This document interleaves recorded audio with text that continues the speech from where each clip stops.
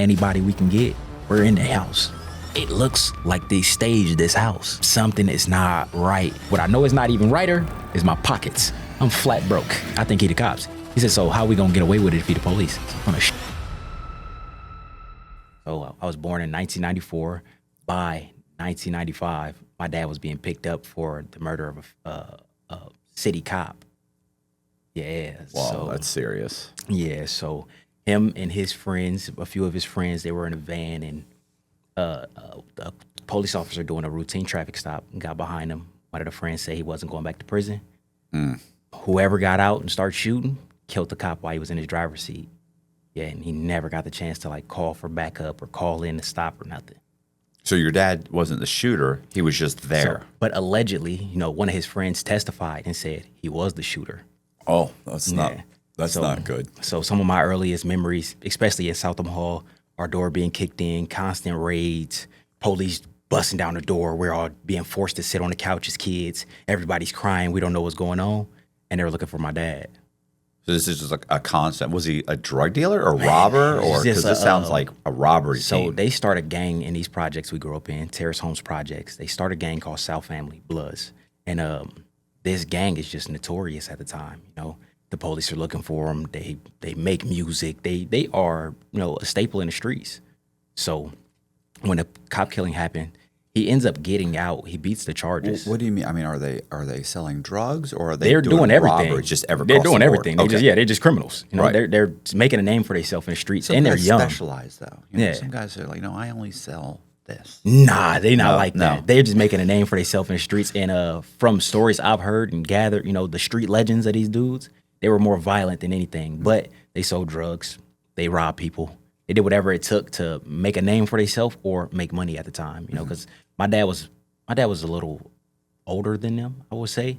Him and my other cousin D, they might have been the oldest, and they were like the leaders. So they were, like I said, making a name for themselves. So they was doing everything.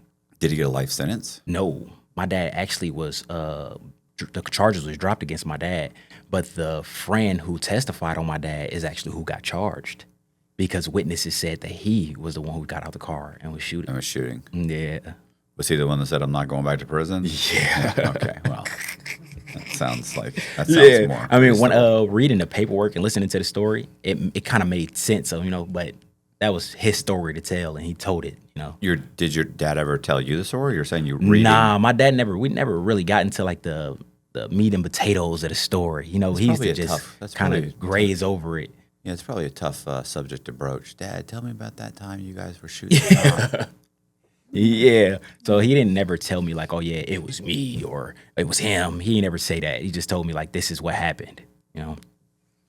Yeah, that was like the beginning of my upbringing, seeing like, I guess living in the legend of that story. Right. Yeah. So, and after so long of our door being kicked in, it was time for us to go. And I don't know if we were evicted, if they just told us like, hey, you need to, y'all need to go somewhere else. But eventually we moved to North Omaha. Yeah, the landlords get tired of replacing doors. Yeah, especially public housing.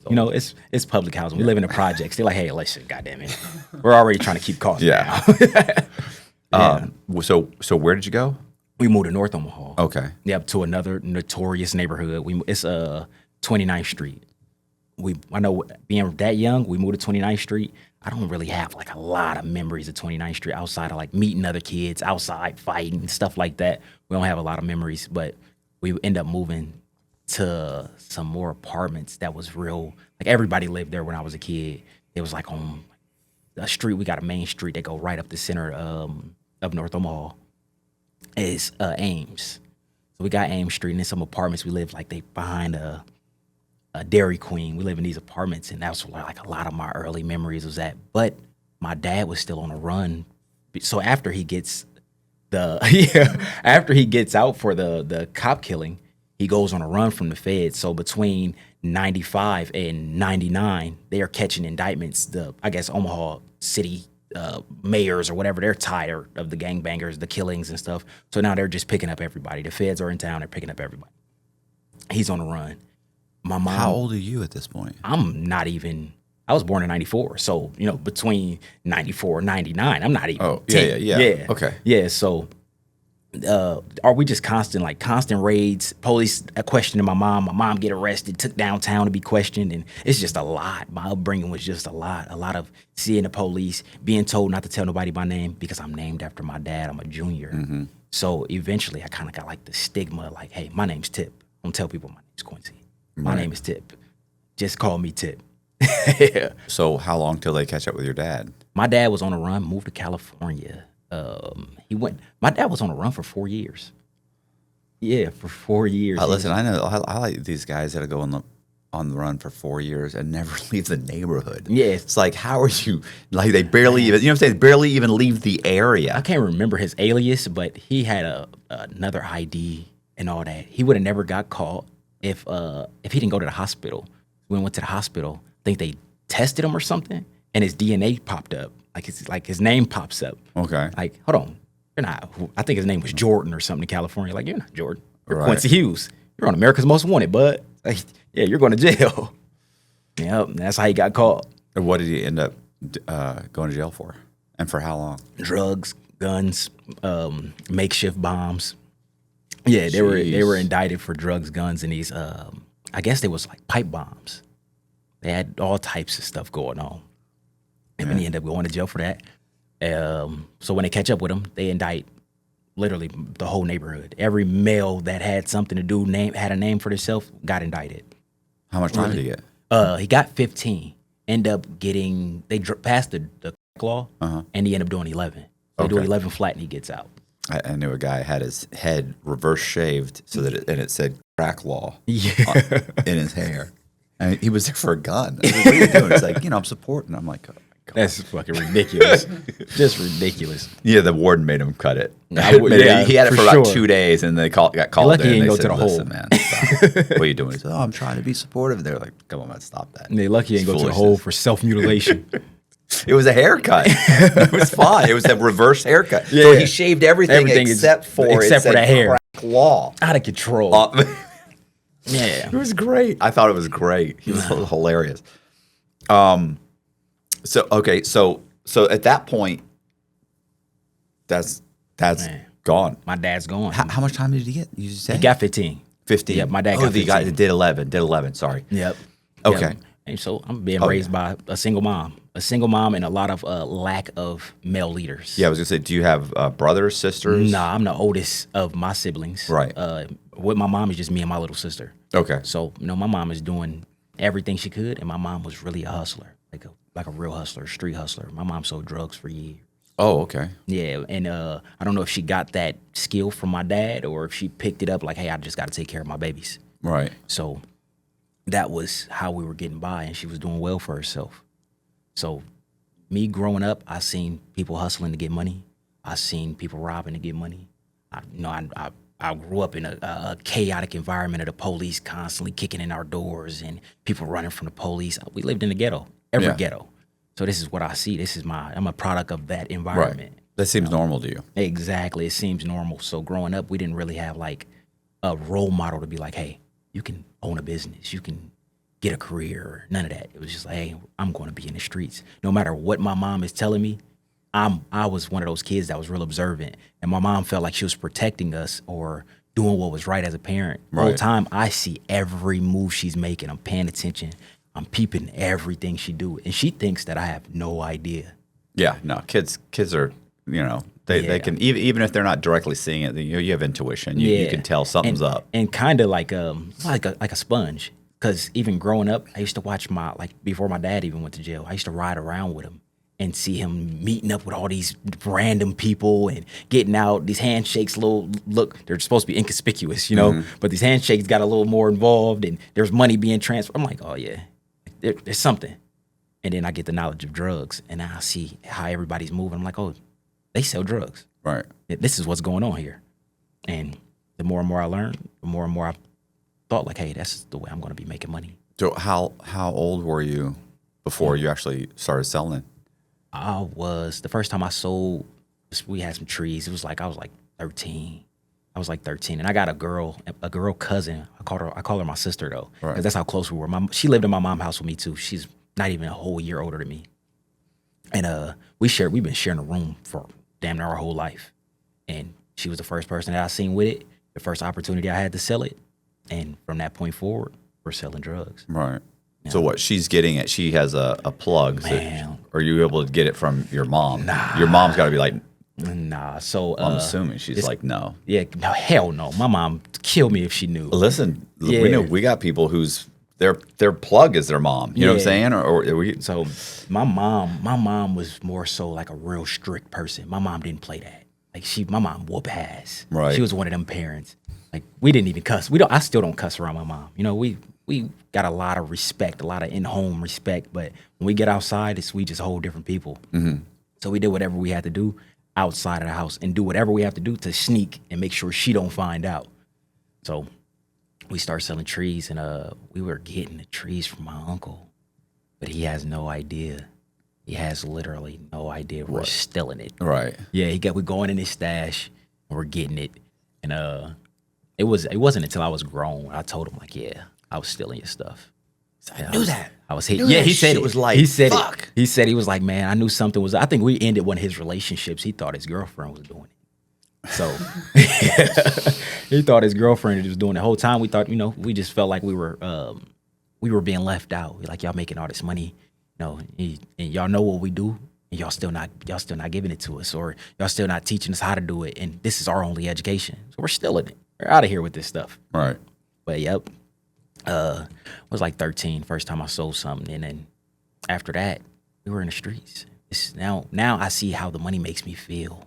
I can go buy whatever I want. We're in the mall every weekend. Summer always changes how I dress. And living in Florida, it gets hot. I don't want to wear heavy clothes all the time. Lately, I've been wearing a lot from Quince. I love their European linen shirts. They're light, comfortable, and they actually look good without feeling overdressed. Their linen pants are great too, and they start at just $34. It's becoming one of those brands that I keep coming back to because everything I try on is high quality and easy to wear. Quince offers the same kind of quality you'd expect from an expensive brand, but costs 50 to 80% less. They work directly with ethical factories and cut out the middleman. So you're paying for quality, not big brand names. And Quince isn't just clothes. They have premium bedding, cookware, and furniture. It's becoming one of the first places I look when I need something that's well-made and reasonably priced. Elevate your summer wardrobe. Go to quince.com/true for free shipping on your order and 365-day returns. Now available in Canada too. That's Quince, QUINCE.com/true for free shipping and 365-day returns. Quince.com/true. We're taking everybody to the movies, and yeah, we're having a blast. And we already had names for ourselves. So especially me, I fought everybody who knew me. We knew each other, ran into each other. We probably didn't been in a fight. Are you going to school the whole time? Yeah, though? yeah. Never miss a day. I'd never miss a day of school. Yeah, I told you, my mom was strict. You do whatever you got to do. All them fights and all that, but you're going to school. Right. Yeah. Did you get kicked out of school? Anything? Yeah, I used to get suspended all the time. But for fights. Right. I get suspended for fights. Only on one occasion, I was in the 6th grade. I got suspended because I was in a back and forth with the school counselor. It seemed like they was picking on me every day. So Yeah, one day, it's their fault. Yeah, one day, that's how I felt. Like I'm not doing nothing wrong. Right. So one day I told her, I said, you know what? I'm gonna shoot this school up. Oh, that's yeah. a bright thing to say. Yeah. But the first time I said it, she waved it off. So the next day I come to school, she come to talk to me again. She's like, I know you said some wild things, And I told her, I said, I have a gun in my book bag. I told you to leave me alone.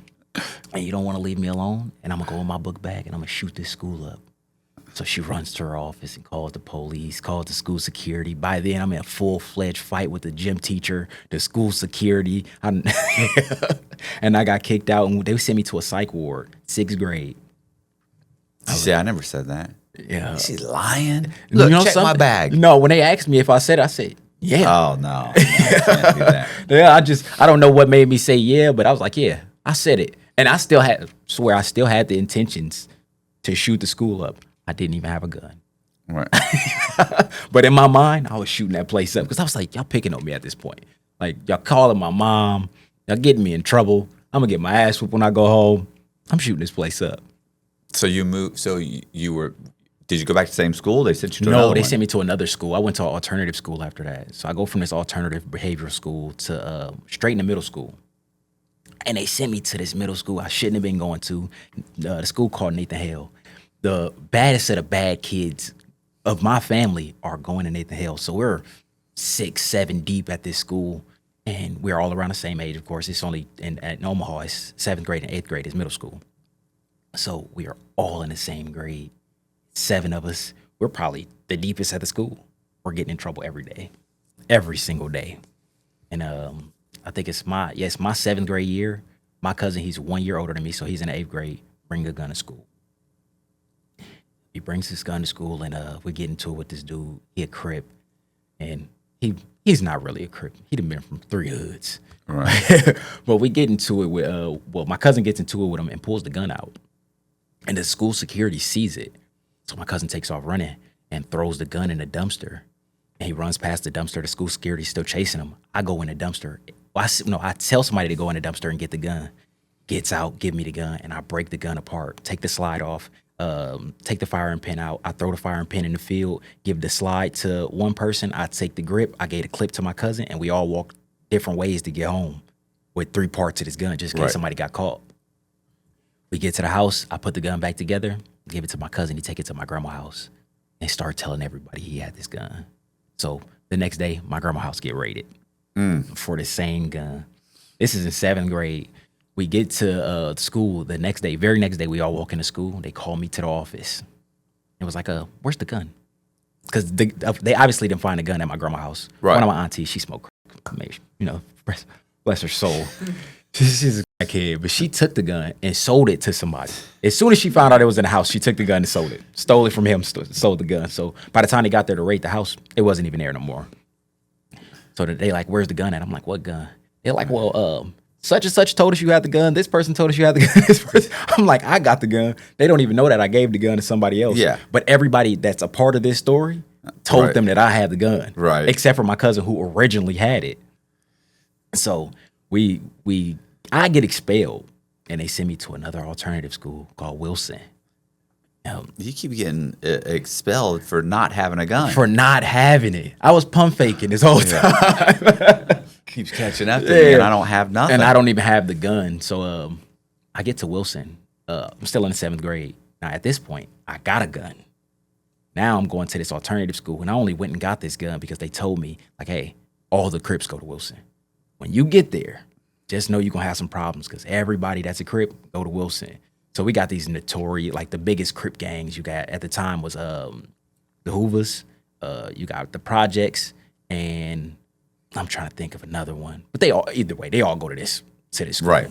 But they're all what, under the They all Crips. Crip umbrella? Yeah, pretty much. And since I don't understand, Lee. Is there a What's the difference? is there a graft or is there a chart? Like, does It's it have like a not. master guy somewhere in this universe that the Just top run the guy's like, Crips. okay, now wait a minute. There's I don't know. already a Red Bulldog Crip division. I don't You know. can't. But I know it's a lot of Crips. But they're from Alabama. You can be red.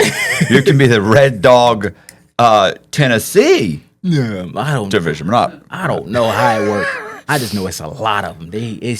Especially in my city, it's a lot of Crips. Right. And everywhere I've been, there's they're all in Crips and Bloods little gangs. groups. They all have they all separate got groups separate. for They all from separate neighborhoods? neighborhoods. Yeah. But they all Crips. And that, when we're kids, don't nobody really know no better. We're just picking up things we learned from other people. Yeah.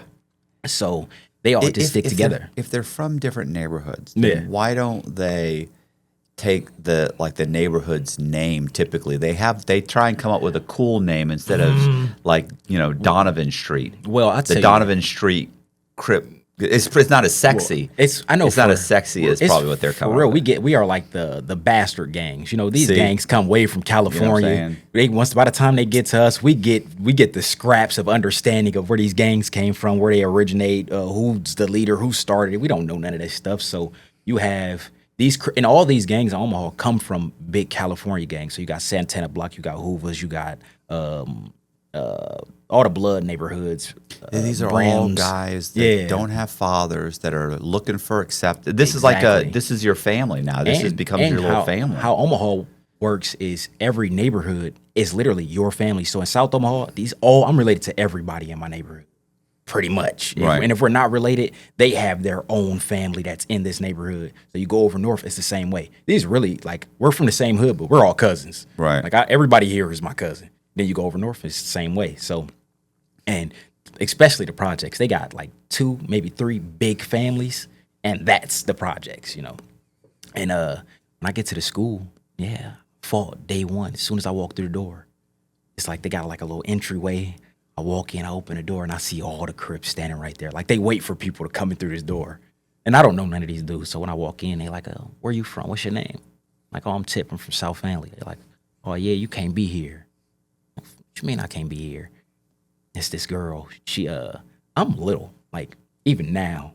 But it's this girl. She probably like a foot taller than me. Probably got me by 100 pounds. And she like, yeah, cuz you heard what he said. You can't be here. Like, so I start taking off my bag. And I don't have this gun yet. So I start taking off my bag. And I'm like, shit, we about to fight. One person punched me. Before you know it, I'm getting jumped. And to this day, this girl is like my best friend. We got cool after they jumped me. So we all get suspended. We come back to school. And me and her had the same, I want to say it was science class or something like that.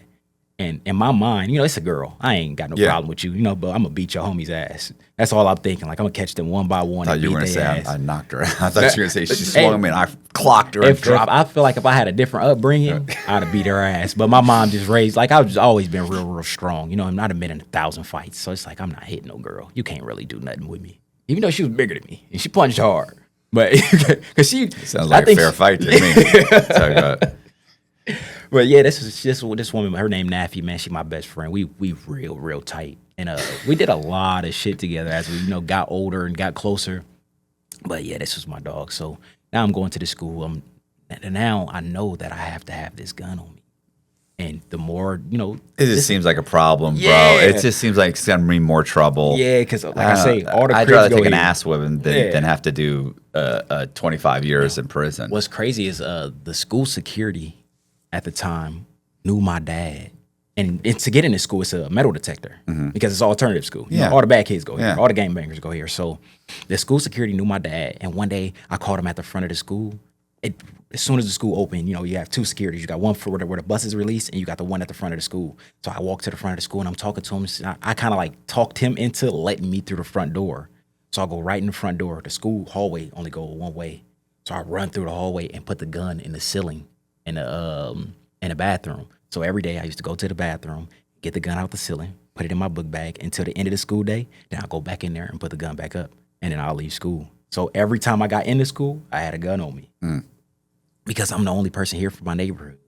So it's like, I ain't really got no choice because every day new gang members is coming through the school. Like, you know, it's an alternative school.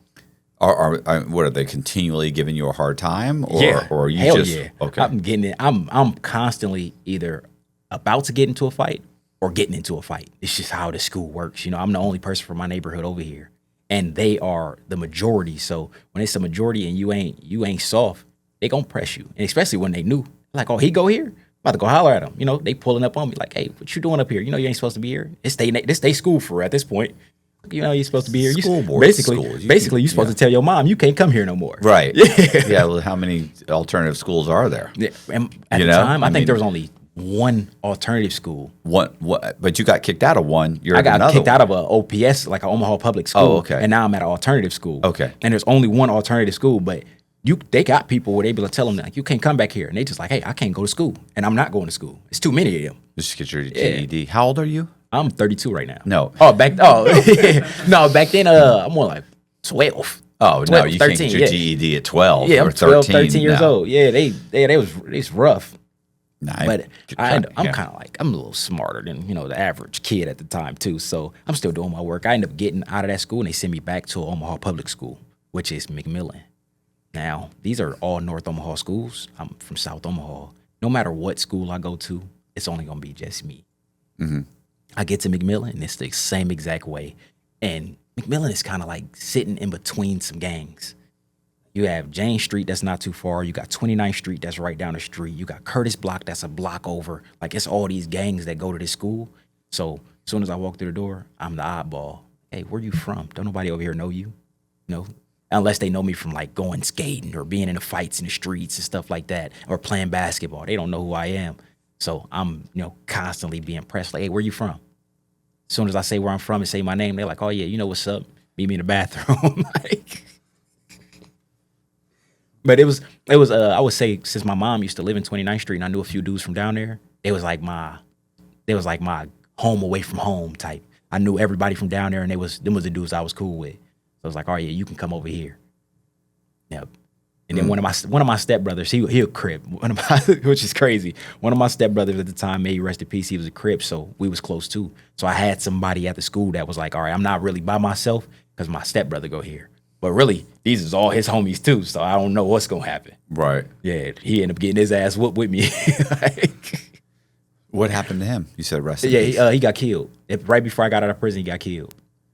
Throwing a New Year's party and ended up getting killed at his own party. Like it was like a dice game or something. I don't know the full story, but he ended up getting killed. All right. So when you go back to the public school, Yeah. I want to say the normal public school, Yeah. whatever. The That public is, yeah, school, normal right? public school. How long do you stay there? Do you stay there? Like, do you graduate or do you? No, I ended up getting kicked out. Right. Yep, I got kicked out of that school, and I want to say, all right, so I get kicked out of McMillan for getting into a fight. I got a little cousin named Duders. We end up, yeah, he sound fucking horrible. We're in the hallway. Duders is a jokester. Duders play too much. Everybody he run past, he slap him upside the head. He do shit like that. He crack jokes until you ready to cry. Duders is out of control, and it was a little white guy. He was a good dude. He had nothing to do with whatever we had going on, and Duders is talking shit to him in the hallway. And he told Duders, he said, you can leave me alone, nigga. And Duders was like, what the fuck you what the fuck you just Not say? so funny now. Yeah, it's not so Yeah. funny now. And I'm a year older than Duders, so now I'm in the 8th grade. Duders is in the 7th grade, and I look at Duders like a baby. This is my little cousin. Yeah. So he said this shit to Duders, and I'm like, hey, don't say that again. He was like, what are you gonna do? I told him, hey, on my mama, don't say it again. He looked at me and said, fuck your mother. And I hit him one time. I ended up punching him. I punched him one time and broke his jaw. And I run back to my classroom. Duders run one way, I run the other way. I get in the classroom, and the school security, Miss Carrie, such a sweetheart. She know my whole family. She's such a sweet lady. She didn't even Sounds want. like she knows you too. She didn't even want to come get me. She was trying to. From what I know, is Miss Carrie was trying to say it was somebody else. Like it couldn't have been him. That couldn't have been him. He wouldn't do that. So she come and get me from class and said, "You're getting expelled, bro." I'm like, "What I do?" She's like, "We know it was you that come punched." on, man. Yeah, Like, we know it was you that punched that shit. little boy in the hallway. I'm like, "Nah, I ain't do it." He said the boy has on a green shirt with Benjamin Franklin on it, and he got on a whole bunch of jewelry. She said, there's only 3 of y'all that wear a lot of jewelry to school, and it's definitely you. You're the only one with a green shirt on, and you're the only one who's short. I was like, damn. Are there cameras? There is cameras, but we were like, how the door to the classrooms is, it's kind of like sunken. So there's 2 walls and the door is sunken in, and we were right by the door, so you can't see down the hallway to see who punched him. Right. They just know that him, and Duders are standing right Yeah, there. you guys are already problem. and You're already trouble. And Yeah, I was already trouble for sure. And Duders play too much, so we were well known in the school. So I punch him. They come get me from class and told me like, hey, yeah, you can't come back to school until we talk to your mom. And I was like, what you mean? My mom ended up calling up to the school, like returning the call. And it was like, yeah, we think we're going to expel him. He can go home for today. So my mom like, yeah, you just got to walk home. I start crying. I'm like, no, I don't want to get expelled. But they're like, yeah, you broke his jaw. He's going to the hospital. He's being rushed to the hospital right now. what happened with Duders? Dude, he never got in trouble. Oh. Yeah, I'm always the one to get in trouble. Yeah, but I'm always the one who I fight for everybody. So it's like, that's just how my life been working. Yep. And Yeah, these problems just keep following you. yeah, I mean, listen, I was the problem, and I didn't know how to decipher how not to be a problem. I didn't know how to problem solve without putting my hands on people. Right. Especially being like I felt like I was like the security for everybody. Like, yeah, you mess with my cousin, I don't care if you're older, younger. You messed with him, you gotta fuck with me. You know what I'm saying? We're gonna fight. So I get kicked out. I walk home. They telling me like, yeah, you gotta go back to an alternative school. Like, fuck. Yep, and I end up going to this. It's a big alternative school in Omaha at the time. I don't know if they still got it, but it's called Blackburn. Everybody go to Blackburn. Everybody who's somebody go to Blackburn. Wilson is like the kitty gangbanger elite, alternative school. Right. But Blackburn is where you go get your ass beat at. Blackburn, everybody that's coming from like juvenile prisons and The DCYC is our juvenile jail. Everybody who's coming from there, go to Blackburn. How old are you at this point? You got to Like, be at least no, I'm 15? like 13. Like 13, 14. I'm like, like 13, 14 in middle school. Jeez. Yeah, so I get to Blackburn. They got so saved me. It saved me for real because, like I said, I got a name for myself by now. I'm fighting in all different neighborhoods. My mom live everywhere, and it's going to be a problem when I get to the other side because that's what they do. They ask you where you from, and where you ain't from the right neighborhoods, you got a problem. Even if you're from the right neighborhood, somebody got a problem with you. So they have two sides to the school though. So you got the orientation side and you have the regular side where everybody's the general side where everybody's at. Right. So I get to the orientation side. One of me and my cousins, he's like the best fighter from my side of town. I could get in there. My cousin Paris is there, so I'm like lifesaver. We going to this side together. So now I'm not by myself finally. But I was just too smart for this alternative school. So they give you a packet that you have to finish for the rest of the school year. Right. I finished the packet while I was on the orientation side. So now I don't even have to go back to Blackburn. I finished the packet in like a week. It's a year's worth of work. And to me, it's like some elementary school stuff, like I'm just filling in the bubbles. I finished the packet and they basically told him like, he's too smart to be here. It's like his grade level is too high. We're not going to send him to the other side. We're going to send him back to OPS, but he's going to be high school. So now I'm out of school while everybody's in school for the rest of the year. And they send me to our neighborhood school, South High. And over the summer is when I really start getting like a real name for myself in the streets. Now I don't just have this gun. I'm using it. So like I said, me and Naffy from middle school, now me and Naffy is real close. I got my cousin Tail. If I'm with anybody, I'm with them. Mm-hmm. And now we're doing robberies. I got a little, really, he's not my little brother, but he's my little brother. His name's Cinco. We're outside. We're doing whatever we have to do to make shit happen. What's the first robbery? Our first robbery was an attempt. I got a homie. His girlfriend is being like severely abused by her dad. He's beating her ass on a regular basis. But her dad is a drug dealer. Jewelry, money, cars, all this. Me and Cinco brings it to me. I was like, hey, the bro said, his girl, her dad be leaving the back door unlocked. So when he go to work, we can run in there. He got his jewelry on the dresser. He always leave his jewelry on the dresser. She know the code to the safe. She done went in there and got money before. It's money in the drawers. So I'm like, bet, we gonna leave school early and go do this robbery. This is right before I leave Blackburn. So we go to the house. It's the middle of the day. Regular people are at work. The neighborhood's quiet. Too fucking quiet. We get to the back door. I open up the back door, and I thought I heard a bark. So I'm like, nobody ever said there was a dog in here. Yeah. So I'm like, maybe it's from next door. So we get into the back door. Like how his back door is, it goes into the garage. Go through the back door. We're in the garage, and there's 2 steps to get up to the door. And I hear the bark again.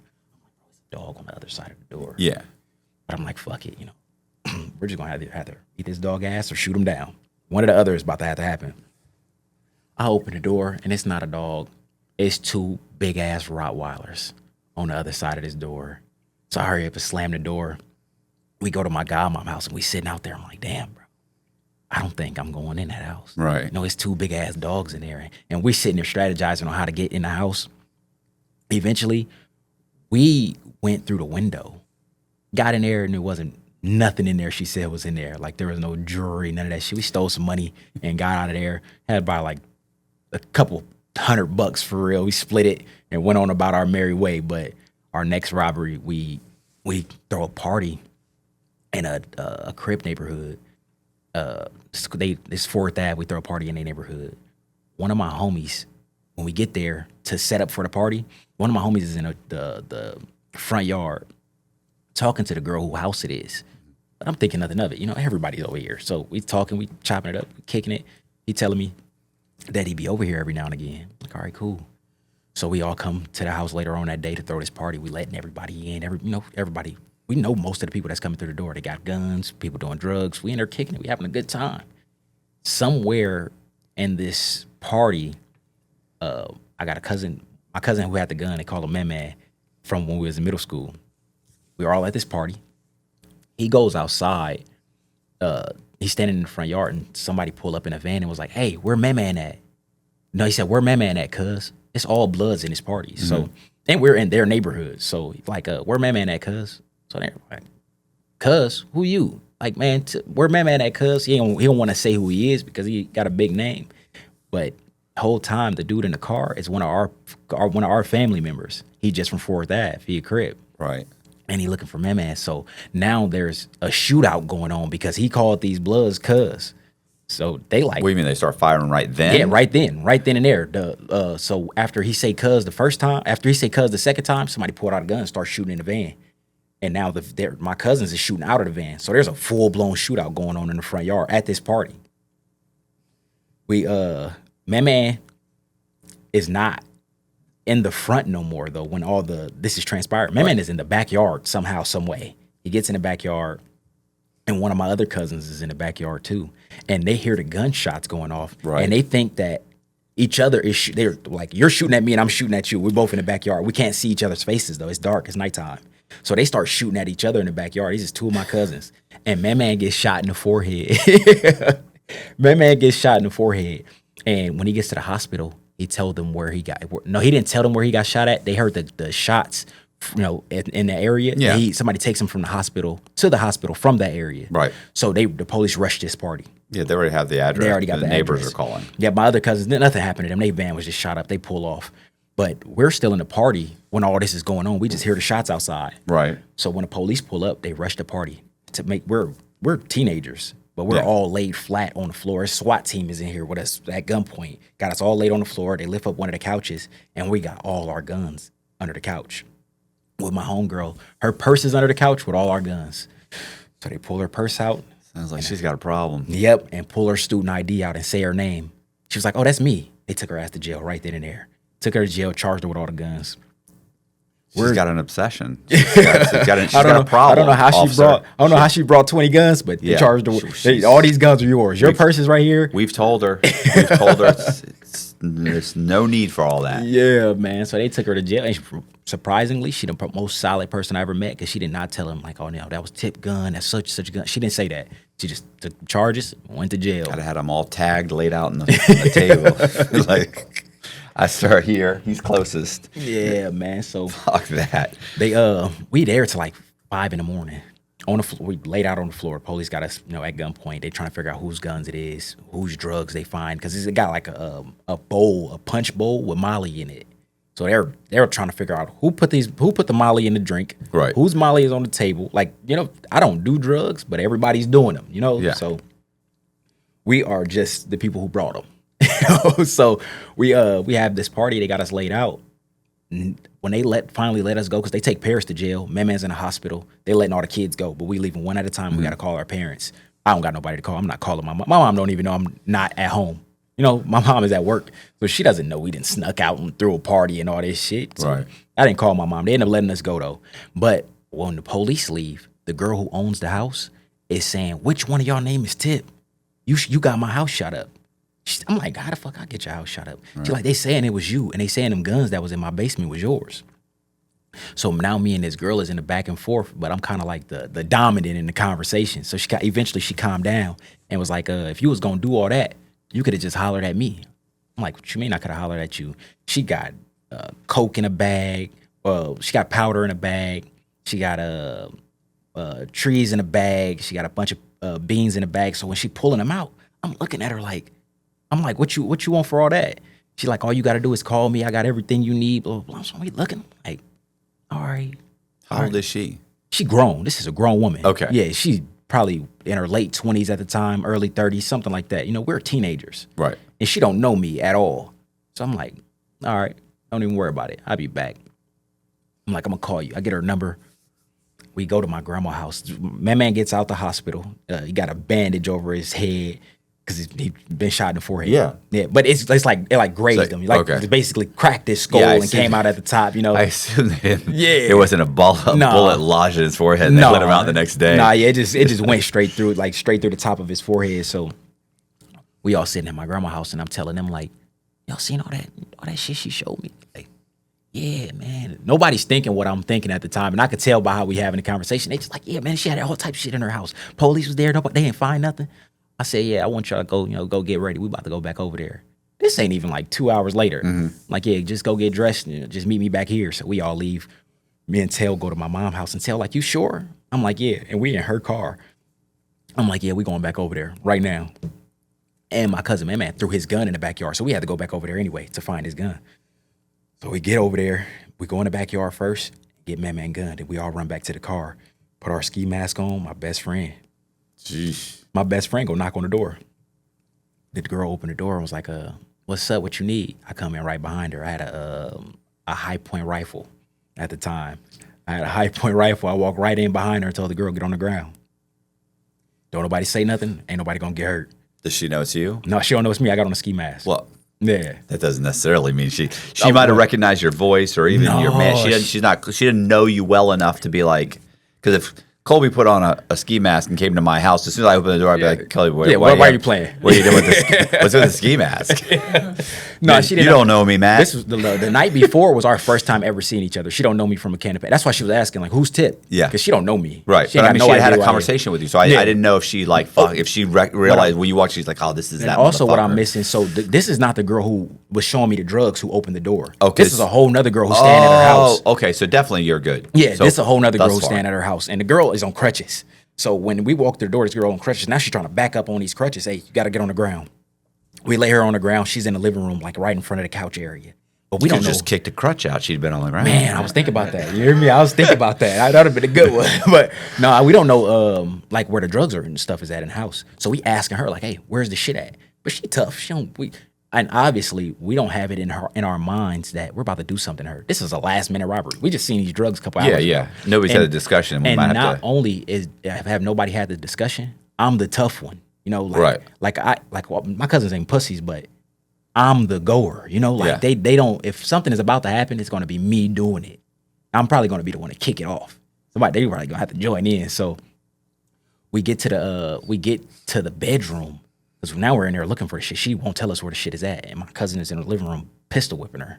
If she still won't tell us where the shit is at. But I finally get to like the baby carriage and see the red duffel bag. Open it up, everything in a duffel bag. We take off running with the duffel bag. I'm trying to, in my mind, I know that she seen my best friend. My best friend didn't have a mask on when she went to the door and knocked on the door. So I'm like, hey, shoot her. I'm telling my cousin, like, you need to shoot her. He like, no, man, just let her go. I'm like, no, hell no. Kill her. We up out of here.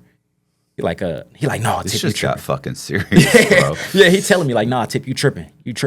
I'm like, you know what? And I'm telling him to do it because I don't think I'd do it. you know? Right. I'm just like, you do it and we'll figure that shit out later. He like, nah, I ain't gonna do it. So we leave. I didn't do it either. No shots was fired, nothing. What did she say when you guys say that? She didn't say nothing. She crying. She got blood all over her face. Yeah, she ain't saying okay. shit. I think her mouth is swollen. Oh. Yeah, he been pistol whipping her the whole time we've been in this house for like 10 minutes. You know what I'm saying? So we get outside. We get to the car. We all in the car. We taking our shit off. I'm telling everybody basically ball everything up. I'm going to hit a block and we're going to throw everything out. Mm-hmm. We get to the next block. My phone ring. That's 1 block away. So it's like a big ass hill. We get to the block and we're going down this hill. We get to the stop sign. My phone ring. I answer. I'm like, hello. Like, hey, Tip, where you at? Like, I'm. Who is this? This is one of my homies. Okay. Remember I told you my homie when I pulled up to his house, he's sitting in the front yard and we talking. We having a conversation. He telling me he be over here every now and again. He like, where you at? I'm like, I'm pulling up to my grandma's house. Why? What's up? He said, man, you lying. You lying. I'm at your grandmother's house. Yeah. Nah, he like you with your best friend? I'm like, nah, I ain't with my best friend. He said, bro, bring me my shit back. Oh. I'm like, bring your shit back. I'm like, what you talking about? He like, man, I think they saying you the one who just did that robbery over there. You need to bring me my shit back. Like, man, I don't know what you're talking about. I hang up on him. Oh. Like, probably like, It's a good way to lose a friend. man, what ain't it? And I got it, and from what I seen to what I had was a big difference. She showed me a couple little things she had in this bag, but now I got a lot of shit. Right. And they're not getting this back. I'm willing to go to war about it. First off, I'm like 14, How much? 15. I had a 9-piece of hard. I had, and at the time, as a 14, 15-year-old, I got a lot of shit. You know what I'm saying? I mean, is this $5,000 worth of stuff? 10? It's like 6,000. At the Okay. time, it's like $6,000 worth of stuff. I got a bag of pills that's like, it's probably like 9,000, 10,000 pills in this bag. At the time, pills is going for $10 a piece. Okay, so you got like $100,000 worth of. Yeah. Then I got some pounds of trees. We actually threw that out. It was trash. We threw that shit out the window. And when we get to my grandma's house, we're in the basement dividing everything. I'm taking the hard though. That's all I know. Right. All I know is this is mine. And we can divide all these pills and all that, but I'm taking this. So I take that. I take the hard. I know an old Crip dude. I took the hard too. He cashed me out on the spot for it. He gave me like $4,500, and I still got all of my pills. And You also got your buddy who's circling the block waiting for you to walk out the front door. So I'm assuming he doesn't just say, well, no, so that's the cost of doing business. He's not as violent as us. Oh, okay. He ain't soft, but he ain't as violent as us. We kids, we ain't got nothing to lose. So he calls one of my uncles. It was like, hey, get your nephew. Tell your nephew to bring me my shit. So now while we're dividing all this stuff, my uncle blowing me up, but I'm not answering. After we divide everything up, we all go our separate ways. I talk to my uncle. He like, hey, you in debt, bro. What you mean I'm in debt? He like, yeah, you in my pocket. I had to square that shit away you just did. I need my money though. So y'all need to get together and bring me everything y'all got. I'm like, hey, listen, I'm gonna call them and see what they got, and we're gonna figure it out. By the time, and this is all in one day. Yeah, I was gonna say. I'm calling these dudes back. One of my cousins, he got 2 kids. I'm not getting nothing back. He like, bro, I already took my kids shopping. like, you're not getting this back. My best friend, she bought a little bucket. She bought her a little car. So now it's me and my cousin Tail. And me and Tail, like, it's our debt now. Mm-hmm. This is, we live together. We share a room. So she like, bro, I got you. Don't even worry about it. We didn't pay my uncle shit though. Okay. Yeah, I basically just he charged it to the game eventually, because now I'm telling him like, hey, ain't nobody got shit. We ain't got nothing to bring back. I got what I got though. Yeah. I can give you what I got, and Tail gonna help me out, but we ain't got nothing to give you. So he like, all right, you know what? This is what we gonna do. We gonna figure it out on the back end. Like, all right, cool. Eventually, he just kind of like, we're already in debt to him. This is the same uncle we're stealing the trees from. So he already looking at us like, y'all some jackasses, man. Y'all always got something going on. You know what I'm saying? Y'all always into something. So he just charges to the game. But eventually, he start hitting my pockets though, making me do runs, and I'm ironing clothes. I'm doing all types of shit to get out of debt. But yeah, that was our first real robbery, armed robbery. We're in here doing whatever, and it kind of gave us the fuel to keep doing it.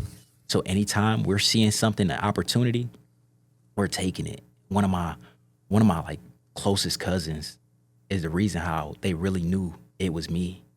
Me and this dude grew up together. We go skating together, play basketball together, all that. He called me and was like, hey, I need to buy a 8-ball from you. I'm like, an 8-ball? Don't nobody know me for selling hard. Like, what you talking about? I don't sell hard, I don't sell soft, I don't sell none of that. I got trees. Everybody know me for having this Arizona brick weed, right. So he called me. I was like, I need an 8-ball. I'm like, bro, what you talking about? He like, yeah, they told me you got it. Like, who is they? Yeah, I was just thinking, who's they? Yeah, who is they? He like, but they're telling him that they think it was me, because after he called me and was like, is you at your grandma's house? I told him no. Like, I told him I was pulling up to my grandma's house when he asked me where I was at. Right. So my cousin basically is trying to set me up with these dudes for an ounce of weed. I find out later on it was just an ounce of weed involved. They offered him an ounce, and he's like, oh yeah, I know who to call. So he called me asking, and that's how they ended up finding out it was me. But I just told him like, I ain't got that. I ain't got no hard. Right. I ain't got an 8-ball for you, bro. And I hung up on him the whole time he was trying to set me up. But my best friend had already told him. My best friend already told him like, yeah, me and Tip just. Oh. So yeah, that was our first real robbery. And now we turned up. Anybody we can get, we're in the house. After that, we wasn't necessarily just doing robberies on a regular basis, but if somebody tell us like, hey, we know somebody who got this in their house, we're going to get it. Our real thing is the trees. We got trees, so this is our. How often does that happen? Where somebody's, hey, I know they got something, and they really have something. That's not happening often. Okay. So we're relying on this money for now. We're not just stealing trees from my uncles. Yeah. We're stealing money too. So we're not going without. We kind of like, in this sense, by now we kind of like spoiled, because we're getting the trees. It's 100% profit. Why don't these guys get an alarm system or something? I don't know. You're not. I don't know. I think eventually he knew like, y'all stealing from me, but couldn't really pinpoint it. Right. So we kind of like I said, we spoiled. We doing whatever the hell we want at this point. No, my wife's got our dog under surveillance. They had cameras. He could have got some cameras. I'd be like, there he is. And my uncle got a lot of kids, and I think he had his kids basically watching us. If they come in the house, let me know. You know, I thought you were going to say there's too many suspects. It could have been me. It could have been one of 14 but other people. It is too many suspects, and at the time, he just thinks like, hey, you know, my money coming up short. It's my girlfriend, Right. You know, she hitting my stash type shit. Whole But they're time it's also us. not taking everything. Yeah, so we're it's not. kind of like We're penny pinching. To us, we're penny pinching. Yeah. To him, my count is short. You Yeah. know? I counted 10,000. It's not 10,000 here. I counted 40,000. It's not 40,000 Right. here. When we're in our mind, we're literally just taking like Yeah, yeah. little slots of money out. to a little kid, $300. That's all I said. Yes, no, we're not taking $300. Oh. No. We're taking 5,000, 6,000. Oh, hell no. Yeah, at one point, my cousin come to me. She like, hey, we're on our way to Chicago. I need you to hold this money for And me. how old are you? I'm 14. The first time she gave me some money, I'm 14. She's 15, I'm 14. She's like, I need you to hold this money for me. We're on our way to Chicago. Just put it up until I get back because I don't want my dad to find it. I'm like, all right, cool. She gave me the money. She got $10,000. I'm in the room counting this shit on repeat. It's the first $10,000 I ever like had in my hand. You know, I've been seeing money because my people sell drugs, so I've been seeing lump sums of money. But to me, at 14, 15 years old, $10,000, I'm like, yeah, I'm turned. Man, I was in my. I don't even know how old I was before I ever saw 10,000 in cash. Shoot, I was probably. Yeah, in cash, I was probably in my 30s before I saw that kind of money. Yeah, she was just one of them people who she was like real frugal, so she didn't buy much. Mm-hmm. You know, a pair of shoes. She the person that'd buy an outfit this summer and wear it next summer. she just held on to a lot of stuff. So when they get back from Chicago, she like, hey, I'm coming to your house today. You know, I had my dad drop me off. So she come back, she got like $8,000 after she had me hold the 10. Yeah. So What's I'm she like- doing? I'm like, You need to where be the doing what fuck- she's doing. Or yeah, I'm like, where the fuck are you getting this money from? Like, I'm stealing it from my peoples. I'm like, yeah. So she gave me the 10,000 and told me like, hey, you can have this because I'm gonna go steal some more. So now we got the trees. She's getting the money. I'm involved. I'm going over there. Mm-hmm. Yeah, I'm going to steal too. So now we're in there penny pinching off my uncle. And what's the process like for you? You just know where your uncle got it, and you're just kind of sneaking in the house. Or how does that work? Yeah. So when she knew where his money was at because one day she seen him putting it in a cabinet in a bedroom. So they got like a tall dresser vanity thing where the TV is sitting on top, and it's like as soon as you open it up, there's stacks of money in here. Right. So you can literally just open it up, pull some money off the top, like lift the rubber band up a little bit, penny pinch it, and put the rubber band back down. It looks like it was never disturbed. So we're running out with this money. We got $4,000 or $5,000 at a time, you know, just a pinch. We're just taking a pinch of money. To us, it's nothing. He's noticing though. He's just not saying shit. Yeah. And we're doing this. This is ongoing. So but in order for us to even get in this bedroom, we're sitting around all day. They go to the grocery store. They go to the car we're running in this bedroom. They lock the door. I'm picking the lock. They got one of them the little door handle with the little circle in the middle of it. Yeah. I'm taking whatever I can to get in there to turn the little dials to get in this bedroom. So we're going in there stealing, running back out. We'll sit there all day until he drop us off at my mom's house. Act like we ain't did nothing. Just we're hiding the money under the shoes and we're doing whatever we got to do to get this money. And he's dropping us off back at my mom's house, and now we balling. We outside with this money. We going to the movie theater. We in the mall. We taking people to the mall with us. You get a pair of shoes. You get a pair of shoes. That's how we living. We're just teenagers. But I'm more of like a spender. Like I said, she's frugal. So she like, I ain't buying nobody nothing. I'm not paying your admission into the party. None of that. Like, you on your own. Like, yeah, we was having a blast as kids. And as we got older, we were so used to having this type of money. But now we're not stealing from him no more because the place where they're getting the weed from, this dude got indicted. So the trees is just not plentiful like that no more. Right. At one point, The town is dry. Yeah, the town is dried up. At least with this type of trees because it's coming from Arizona in bricks, and it's so trash. It's brown, like it's horrible. Right. But when you can get it in a lump sum like that, people are buying it. Yeah.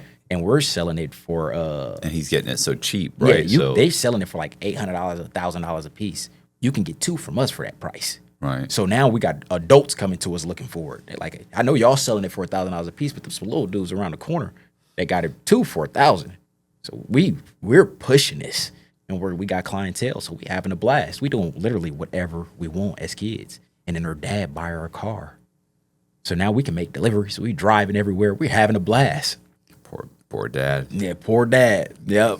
And that's when I said, when I got grown and told him that it was me, he was like, bro, I knew it. I fucking knew it. But we are now, we're not just making money. We're in the streets to a point where we got to protect ourselves because we got 2 cousins that we always go to parties with. So, in our minds, we just having fun. We got money. We kicking it. We fly. We got on all the nicest shit. We just going to this party because this is where the girls is at. So we all get together. We walk through this neighborhood, 29th Street, to get to this party. At the time, I want to say I'm probably like 16, 15. I'm either 15 or 16. We get to this party and we from South Omaha. People are accepting us in their neighborhood, but we ain't from over here. And one wrong move, it's gonna be a fight. And we in their neighborhood, so we're probably gonna be on the losing end of this fight. Right. But I'm known for having this 38 special. I got a Sheriff Edition Oakwood handle, brand new 38 special. And everybody know I got this gun. So my cousin is kind of like a loudmouth. He's walking around the party telling everybody like, yeah, we got it on us. We got a gun. No, I got a gun. Yeah. So somewhere in this party, they play a song. This is 2 artists we all grew up on. Man, we used to listen to these dudes every day, Boosie and Webby. This is our go-to music, you know what I'm saying? I don't remember what song it was, but when the song play, my cousin starts screaming Southside. The dudes from 29th Street start screaming Northside. And they got a homie who is not just an average size kid. He like a Samoan or some shit. He's big. And he's so big that it's dark in this basement they having this house party at, SOD parties. This is like we teenagers, the SOD party is the notorious party. Everybody is in here. It's jam-packed. We're sweating so hard in this basement, the floor is slippery. You got to hold on to people to walk around the party. So when the song come on, they homie jumps through the crowd. He looks like at nighttime in the basement, he looked like a giant. He jumped through the crowd and punched one of my cousins. The punch was so hard, it almost seemed like the music stopped when he connected. It just sounded like a loud ass clap. And I'm see him flying through the air. Yeah, I swear. It's like a movie. It's dramatic as hell. And at the time, I'm little. Like one of my cousins is real tall. But to him, we look like midgets. Right. For him to be jumping through the crowd and punching my cousin. You know what I'm saying? So as soon as the punch connect, I pull this gun out and start firing. Oh my God. Yeah, right in his basement. And we get outside. By the time I was the first person out the door, so I fired his gun, and the stairs is right behind me. So did you fire at the Samoan, or did you fire? Hell yeah. Oh, okay. Hell, who else? He was the issue, right? So I run out the door. When I get outside, I run across the street, and I'm in some bushes, like literally directly across the street from this party. There's a church, and there's a house here, and some bushes between this first house, and this second house, and I'm right inside in the middle of the bushes, so I can see the party. And you see everybody running out of the door. And I hear somebody screaming my name. It was Tip. It was Tip. It's pitch black in his basement. How the fuck you know it was me? So he's screaming my name, and I'm like, damn, I'm going to jail. So now by then you hear sirens, and you see them carrying the dude out. Now I know he's shot. They carry him outside. The person who is carrying him outside is my best friend. She's carrying him. I'm like, what the fuck are you doing? So she carry him out. I start seeing my little brothers and my cousins and stuff running out the door. And they're looking for me. They have no idea I'm in these bushes. But one of my little peoples, he walked past and I start saying his name. He like, you looking? Come here. He come to the bushes. So now me and him are in the bushes.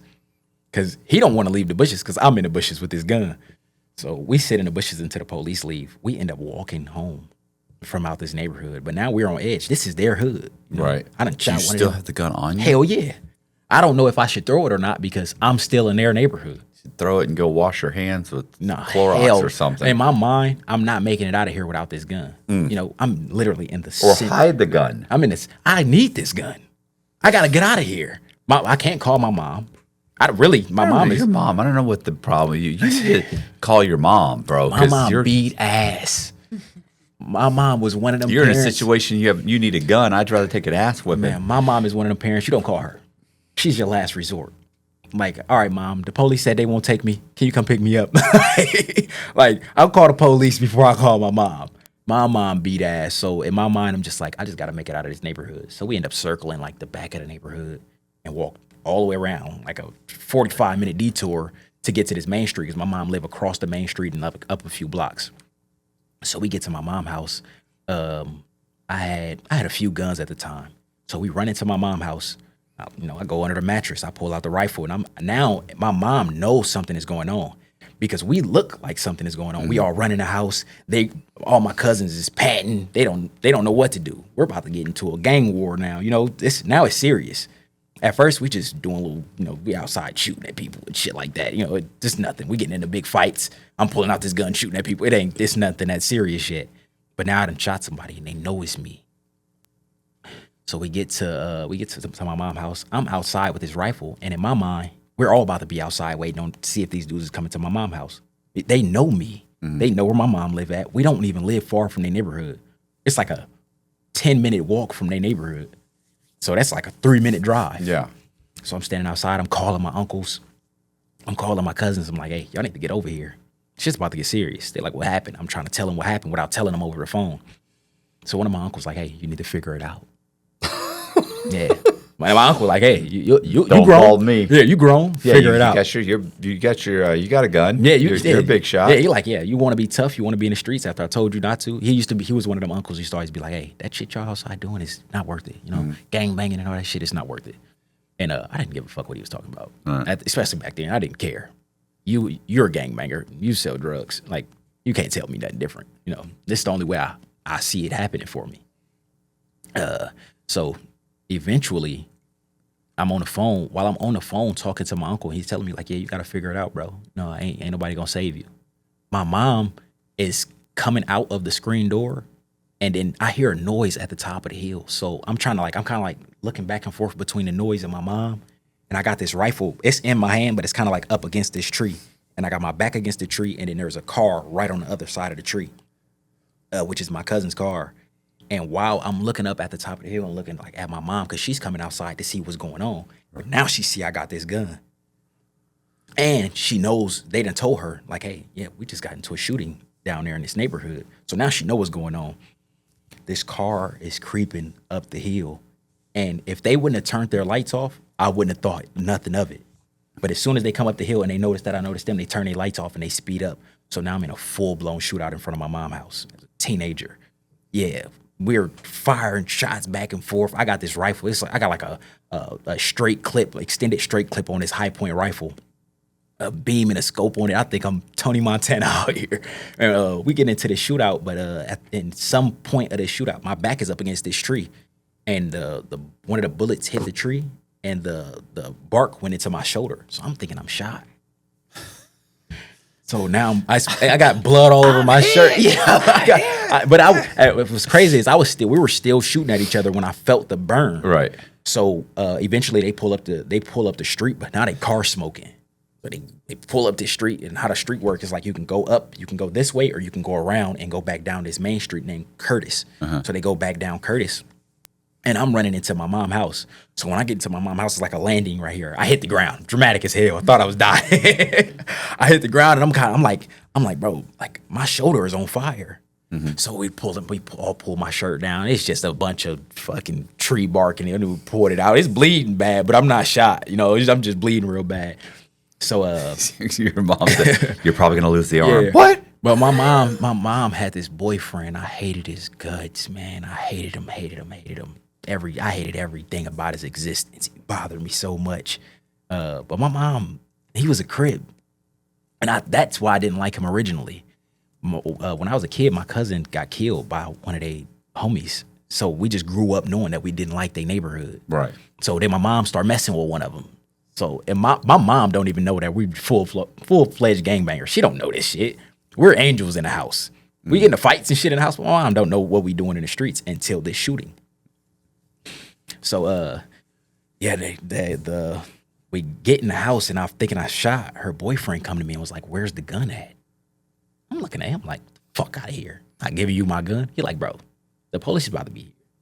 You got the gun. Mm-hmm. You're bleeding. You're going to jail. Right. Where's the gun at? Yeah, you don't want him to catch you with the gun. Yeah.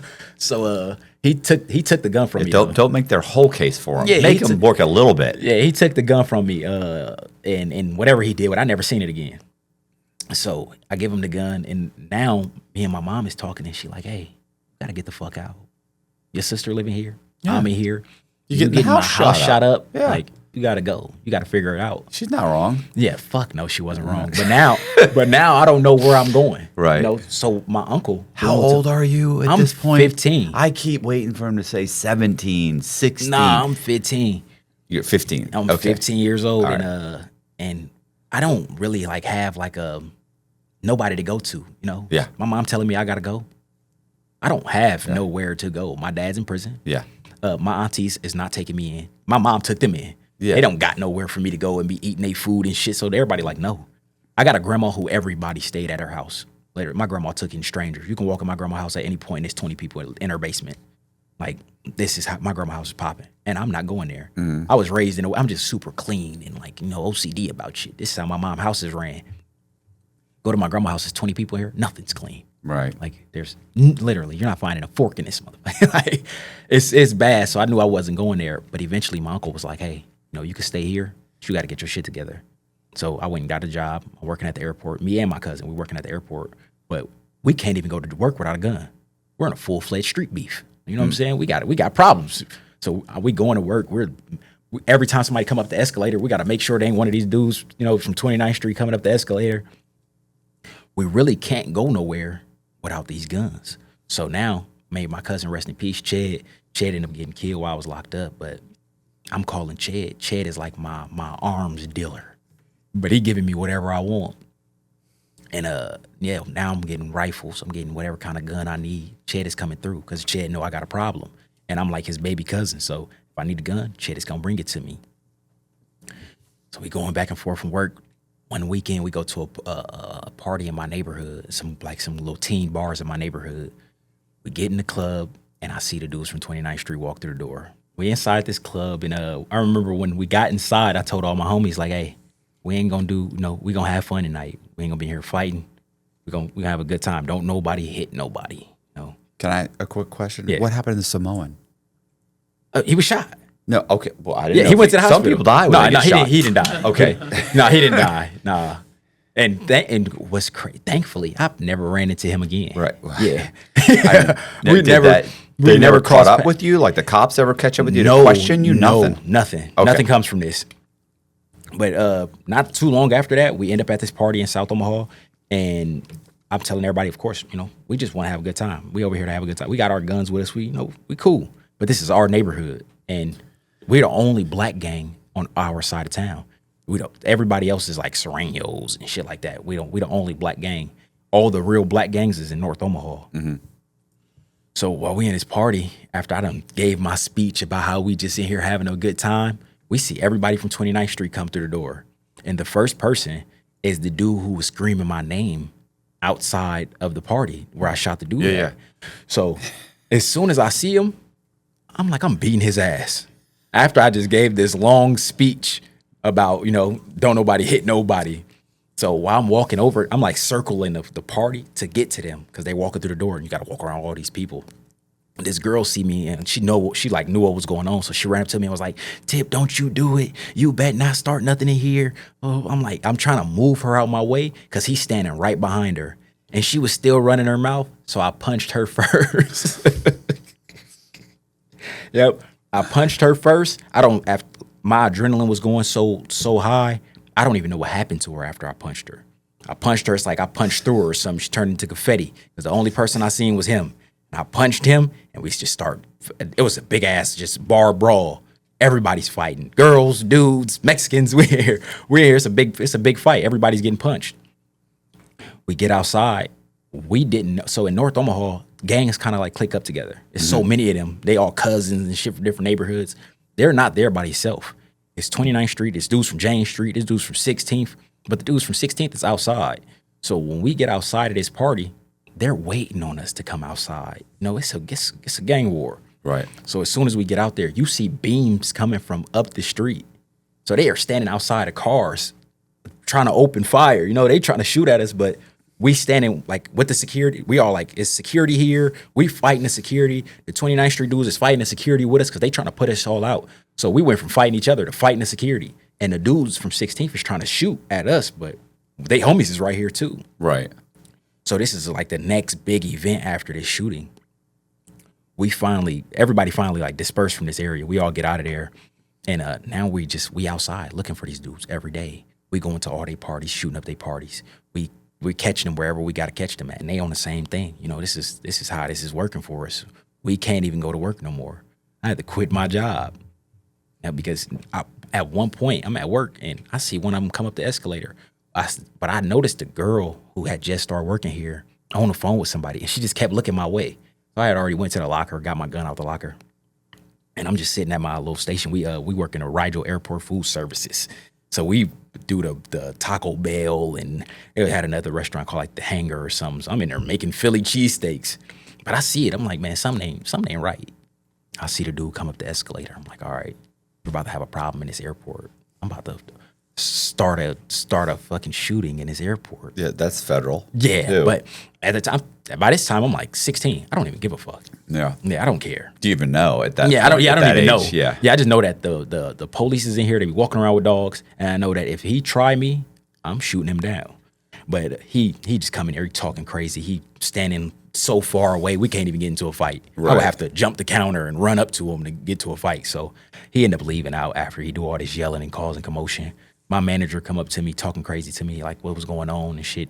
But even if I didn't get fired, I wasn't going back anyway. My manager knew like something ain't right, and you causing problems up here. It was like, you just don't come back. And I never went back to work after that. Now I'm just in the streets trying to figure out how to make some money because the trees is dry. Mm-hmm. You know, we not getting that. I don't got a job no more. I need to figure it out. And I can't even go to my mom's house. My mom don't want me there. So all we're doing is going around. Are you still going to school? Yeah.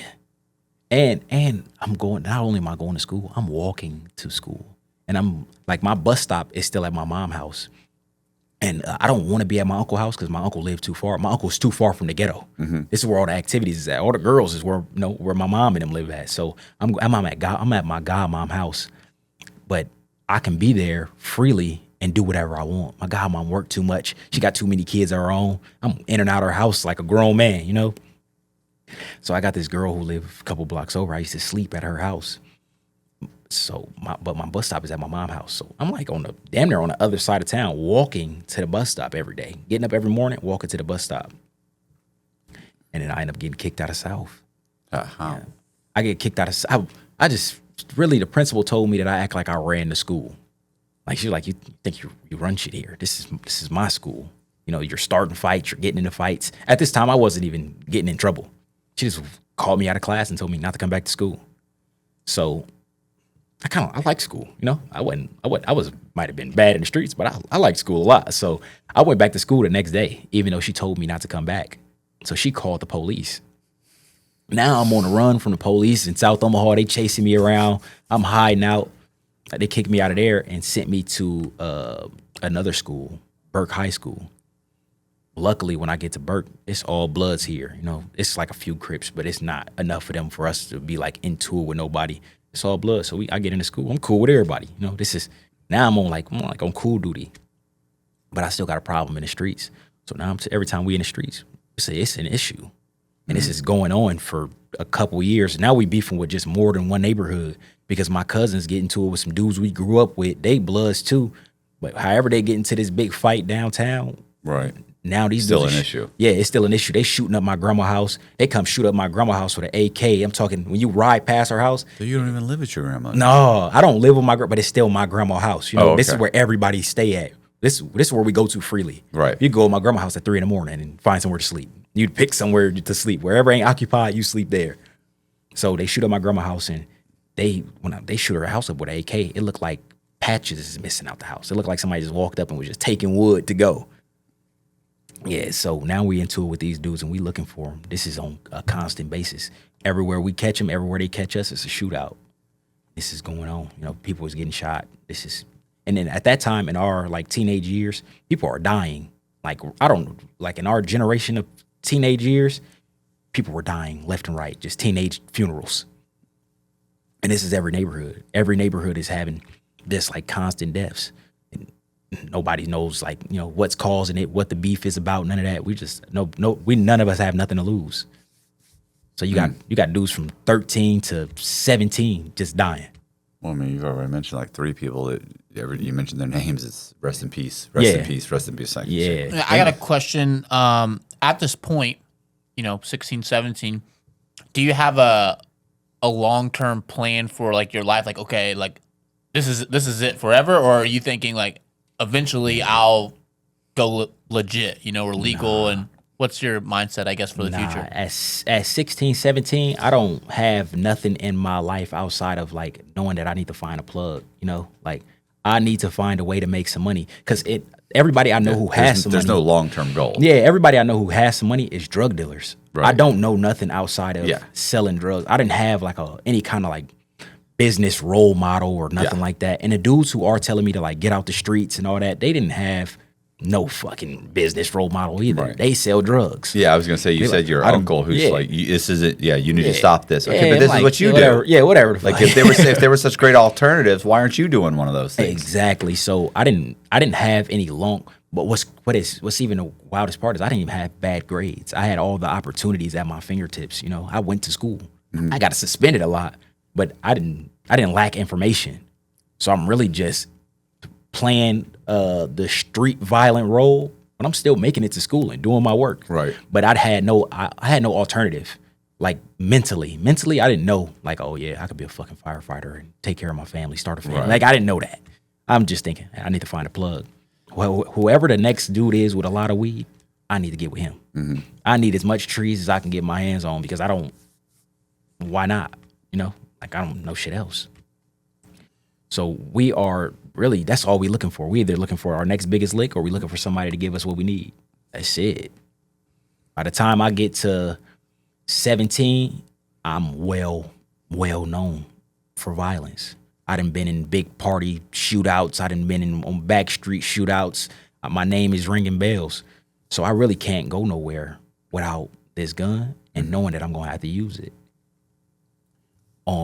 This is on my 18th birthday.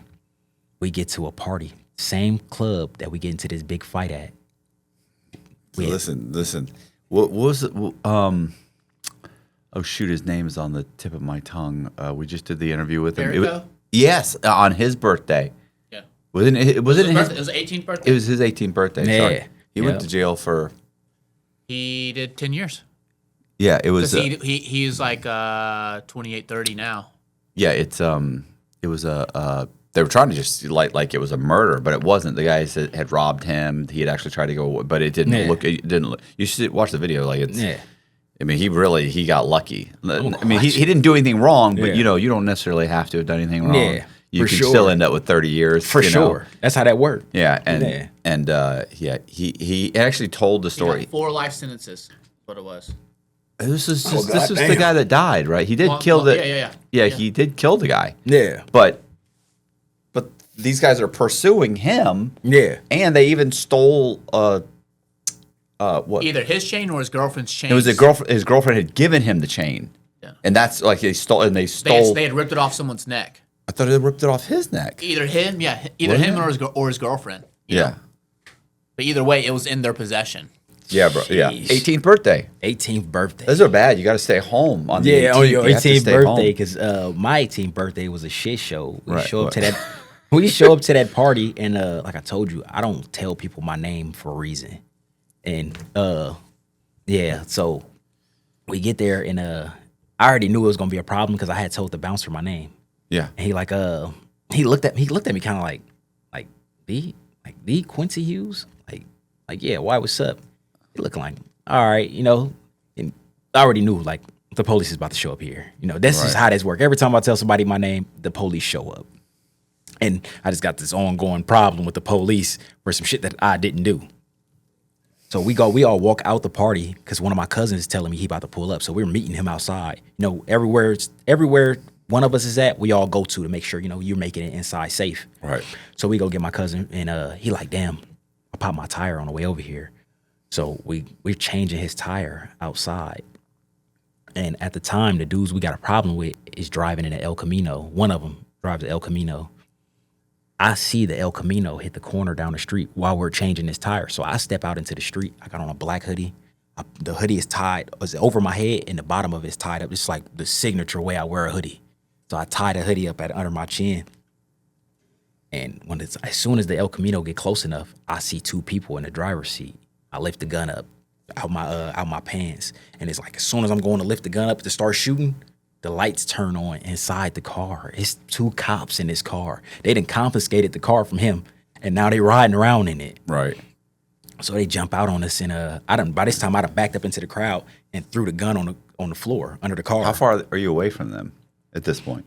Not even. I want to say it's like probably like 4 parking spots. Okay. Like they're pulling up. Like 50, 60 feet. Yeah, Okay. exactly. So they're not far at all. No, you can cover that pretty quick. And they seen me. I felt like we locked eyes. Yeah. And I faded back into the crowd. It's nighttime. I got on a black hoodie.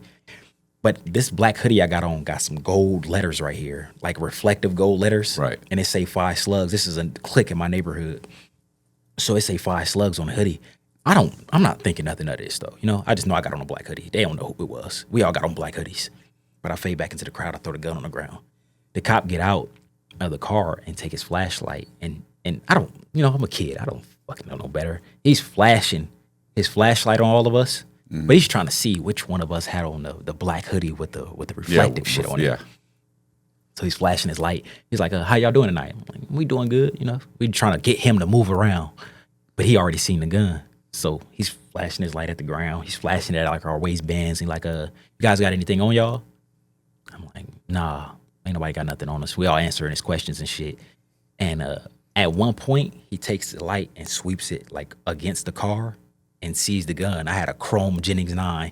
This big goofy ass gun. It's chrome. As soon as he flashed the light, it looked like a mirror under the car. Right. I noticed it. He noticed it. I broke through the crowd, took off running. When I get to the other side of the crowd, though, Do you think he knew that you were the one that threw the... He was looking like Yeah. square at me the whole time. He was Yeah. flashing the light, and he swept, and I seen it, and it's like we both seen it at the same time. And by the time he looked back at me, I was already breaking through the crowd. On the other side of the crowd, though, the second cop is standing right there. Yeah. So he grabs me. Yeah, like I swear, like he was just waiting on me to get there. And he grabs me by this hoodie. It's tied up under my chin, so I can't get the hoodie off of me. So now we're wrestling, and I'm little, and I'm swinging him like a rag doll, trying to get him off me. So I done threw the cop to the ground and take off running down the street. Now this other cop is running behind me. This is my neighborhood, though. You're not catching me in my neighborhood. We get to the bottom of the hill. I make a left. There's a privacy fence. On this side of the privacy fence, it's one level. I jump over the privacy fence. It's like a 4-foot drop into the yard. So I jump over it. I'm just athletic. I don't even touch this fence. Mm-hmm. I see him climbing over it. When he hit the ground, I hear him scream. He's not expecting to drop. Right. So he's on the ground screaming. I take off running. I get probably like 4 yards. Got charged for that. That was a charge. Come on, man. I got like 4 yards down, and I was winded. It was over with for me. Like running was not even an option no more. So I see this house. And there was another privacy fence. So it's like, hey, you either hide in the bushes or you climb on this house. Right. In my mind, I'm getting on the house. I climb up the privacy fence. I'd go from the privacy fence and I jump onto her roof. And she got like this little picture window in the back. I'm knocking on the window. Like, hey, because at first I tried to open it and it was locked. Mm-hmm. But I'm screaming, hey, they're trying to kill me. They're trying to kill me. Let me in. They're trying to kill me. This little old lady is I don't know if she was white or Mexican, but she's on the other side of the window trying to open it for me. Because I'm telling her, like, hey, they're about to kill me. They're about to kill me. They're chasing me. I'm not telling her it's the police, though. Right. Like, they're chasing me. They're about to kill me. So she can't get the window open. I can't get it open. And it's like, as soon as I like gave up on the window getting opened, I look up and it's a helicopter right here. And I'm like, damn, I'm caught. I noticed that the helicopter, but the light is like facing the other way. And I'm getting phone calls from one of my homegirls. She's like, hey, just run out to the street. We're going to pick you up. It's like as soon as I thought I was getting away, the light shined right on me. They got an infrared like detector on helicopters. Yeah. So I'm just lit up on this helicopter on top of this roof. Now you're being tracked by a computer. Yeah. So as you're running, you ever see those, the little square? Like I can't even see where the guy is. I'm like, I can't even see this fucking guy in this little square still. Oh, there he is. They got him. They got me on this infrared camera, so all the cops eventually they surround the house. They got the dogs down there, and they like, come off the roof. I can't come off the roof. 2 stories up. I'm like, I'm not jumping down. They go get a ladder off the from the fire department. He climbs up the ladder. The first thing he asks me is, "Where's the crack?" Like, y'all chasing me for a gun? What is you asking me about crack for? They drag me off the roof, kick my ass, and as soon as they got me on the ground. Like they didn't beat me up. My face swollen and everything. He like, what's your name? I'm like, I can't tell you my name, man. I keep telling him Hughes. He's like, motherfucker, what's your name? Like Quincy Hughes. They all looked at each other. He was like, your name's not Quincy Hughes. I'm like, yeah, my name is Quincy Hughes. He's like, how old are you? Like, I'm 18. Like, no, Quincy Hughes gotta be way older than that. I'm like, my name's Quincy Hughes Jr. They start beating the shit out of me in the backyard. They was hog tied me and carried me to the car. I wasn't even touching the ground. Mm-hmm. I go to the county jail. I call one of my cousins. I tell him like, I need y'all to come get me. Don't tell my mom. Call somebody else, but I need y'all to come get me. I had a little bit of money put up. Like, you can get that money, put some money with it, come bomb me out. She's like, all right, we about to come get you. As soon as I hang up the phone, she called my mom. Right. So I was sitting in the county for probably like 2 hours. My mom come and get me, bomb me out. I'm charged with obstruction of a peace officer for slamming one cop, the other cop hitting the ground. And I don't know if he broke his ankle, twisted his ankle or what, but they gave me obstruction, resisting arrest, and possession of a firearm. I'm facing like 20 years, 18th birthday. I just turned 18, And you bonded out? Yeah, and I bonded out. Yeah. Yeah, well, I didn't bond out. My mama bonded me out. Right. You know what I'm saying? My mom came and got me. So, and that's another thing is all this shit happened to me and I did all these things in the streets. My mom was like a great parent. She wasn't like she was absent for a lot of shit because she worked and she hustled. She was trying to take care of 2 kids on her own, get out of the system, really make a better way. So she was doing everything she had to do to make sure we had like choices to make. I could choose whoever I wanted to be. But you're kind of being raised by the street. Yeah, I'm being raised by the street, and I'm also being raised by legends of the streets. My dad and my uncles, the shit they did in the streets. My dad, the stories about my dad is like legendary stories in my city. The cop shootings, the shooting in other neighborhoods. They driving around in his van, jumping out of his van in neighborhoods, having full-blown shootouts in daylight and shit like that, Right. So I'm living up to legends that I'm listening to. Who knows if any of them is even true, but these are the stories of the streets. So this is who I want to be. And this is the route I'm choosing because I had the opportunity to choose. This is choices my mom gave me, So my mom come get me. She take me to see a lawyer. The lawyer let me know I was facing 20 years, especially for the gun charge. But if I beat the gun charge, I don't have no charges. Do you have a felony? Yeah, the gun charge is a felony. No, I know, but I'm saying prior to that, did you have a felony? No, this is my 18th birthday. The only place I ever been is to an insane asylum.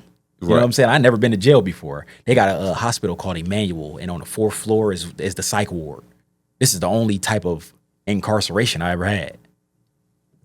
Yeah. So is it illegal for you to have a gun because you're under 17, but you're 18? Yeah, you're 18. It's illegal for you to have a fire. It's illegal for you to have a pistol in Nebraska. Not if I had a rifle. So okay. Yeah, because I was gonna say in Florida that's not illegal, but there was a time when I guess a pistol would have been illegal unless you had it at your house or you're transporting it, which you weren't. Yeah. So you would have still been charged with having it. In Nebraska, that wouldn't have been that big of a charge. Nebraska in is like the capacity you carry a firearm too. So I have a stolen firearm. Not only do I have a stolen firearm, they're trying to prove brandishing because I pulled this gun out. Yeah. The gun is found on the ground, so I discarded this firearm when they walked up. All this is just going to tie into a bigger case. And you said capacity, would you have an extended clip? No. I'm saying like that was the capacity I was carrying the gun, and it was stolen. You know what I'm saying? Yeah, it was stolen, and I obviously threw it on the ground. It's not legal. And anytime at that time, you couldn't have a concealed firearm. Since it was under the car, they're going to consider that concealed. Mm-hmm. And I'm underage.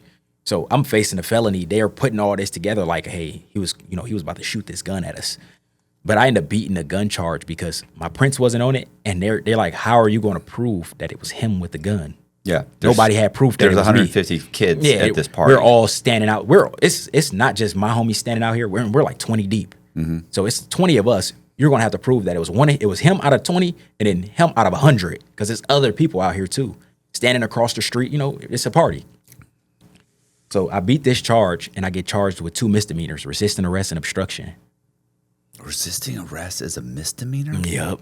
That's some bullshit. Yep. That should And these are my You're first charges. fighting with the cop. Yeah, that can't be. That shouldn't be. Yep. And a misdemeanor. So what do you get? I got 20 days in the county. Yep, I did 20 days in the county jail for this. It doesn't. That seems laxed. Yeah. And you're 18. Yeah, and I'm 18. Yep. And what's crazy, when I get like my first day in the county, I'm walking in the hallway, and the first person I see in the county jail is a dude who I allegedly shot. He's telling everybody this wild ass story that I knocked on the door, that they mom answered the door, I held their mom at gunpoint, and when he came running around to the door, I shot him down. This shit never happened. This is just his story. This is a Samoan. No, this is not the Samoan. This is a whole nother dude. This is a whole nother. We're in a full-fledged like gang war with multiple gangs. So it's like there's so many alleged bullshit stories about how I done shot somebody. 90% of them is false. Like it never even happened. But it's their story to tell, so I'll let them tell it. But I see him in the county. He telling me how he gonna beat my ass and do all this. But we don't fight. It's police right here. So I get in the unit. Another neighborhood we beefing with, they put me right in the cell with this dude. This is my first. I'm not even in the county for 5 minutes. I haven't even set my bucket down. I'm in a full-fledged fight in his cell. To say him telling that story actually probably looks good for you in a way. You know what I'm saying? Like a street legend. Yeah, it looked good. But I'm telling him like, why you telling everybody that? You know what I'm saying? You ain't got to do all that because I didn't shoot you. I never even fired a gun in your direction. I had on flip flops. Like, come on, man. I didn't do all that in flip flops. You fake it. Just so happened somebody I was with did open fire on him. You know what I'm saying? But it wasn't me. You know what I'm saying? And that's just what it is. But I ended up getting in the county, getting into a couple fights. I only had 20 days though. First off, them 20 days felt like 20 years. I don't know why. When you only got a little bit of time in the county, it take a long time for you to get out. Well, you can't get it into it. It takes months to get into a good routine. Yeah, and then your time really starts. So I'm just day for day looking at the clock. Yeah. And the county sucks. Yeah, the county is terrible, especially at 18.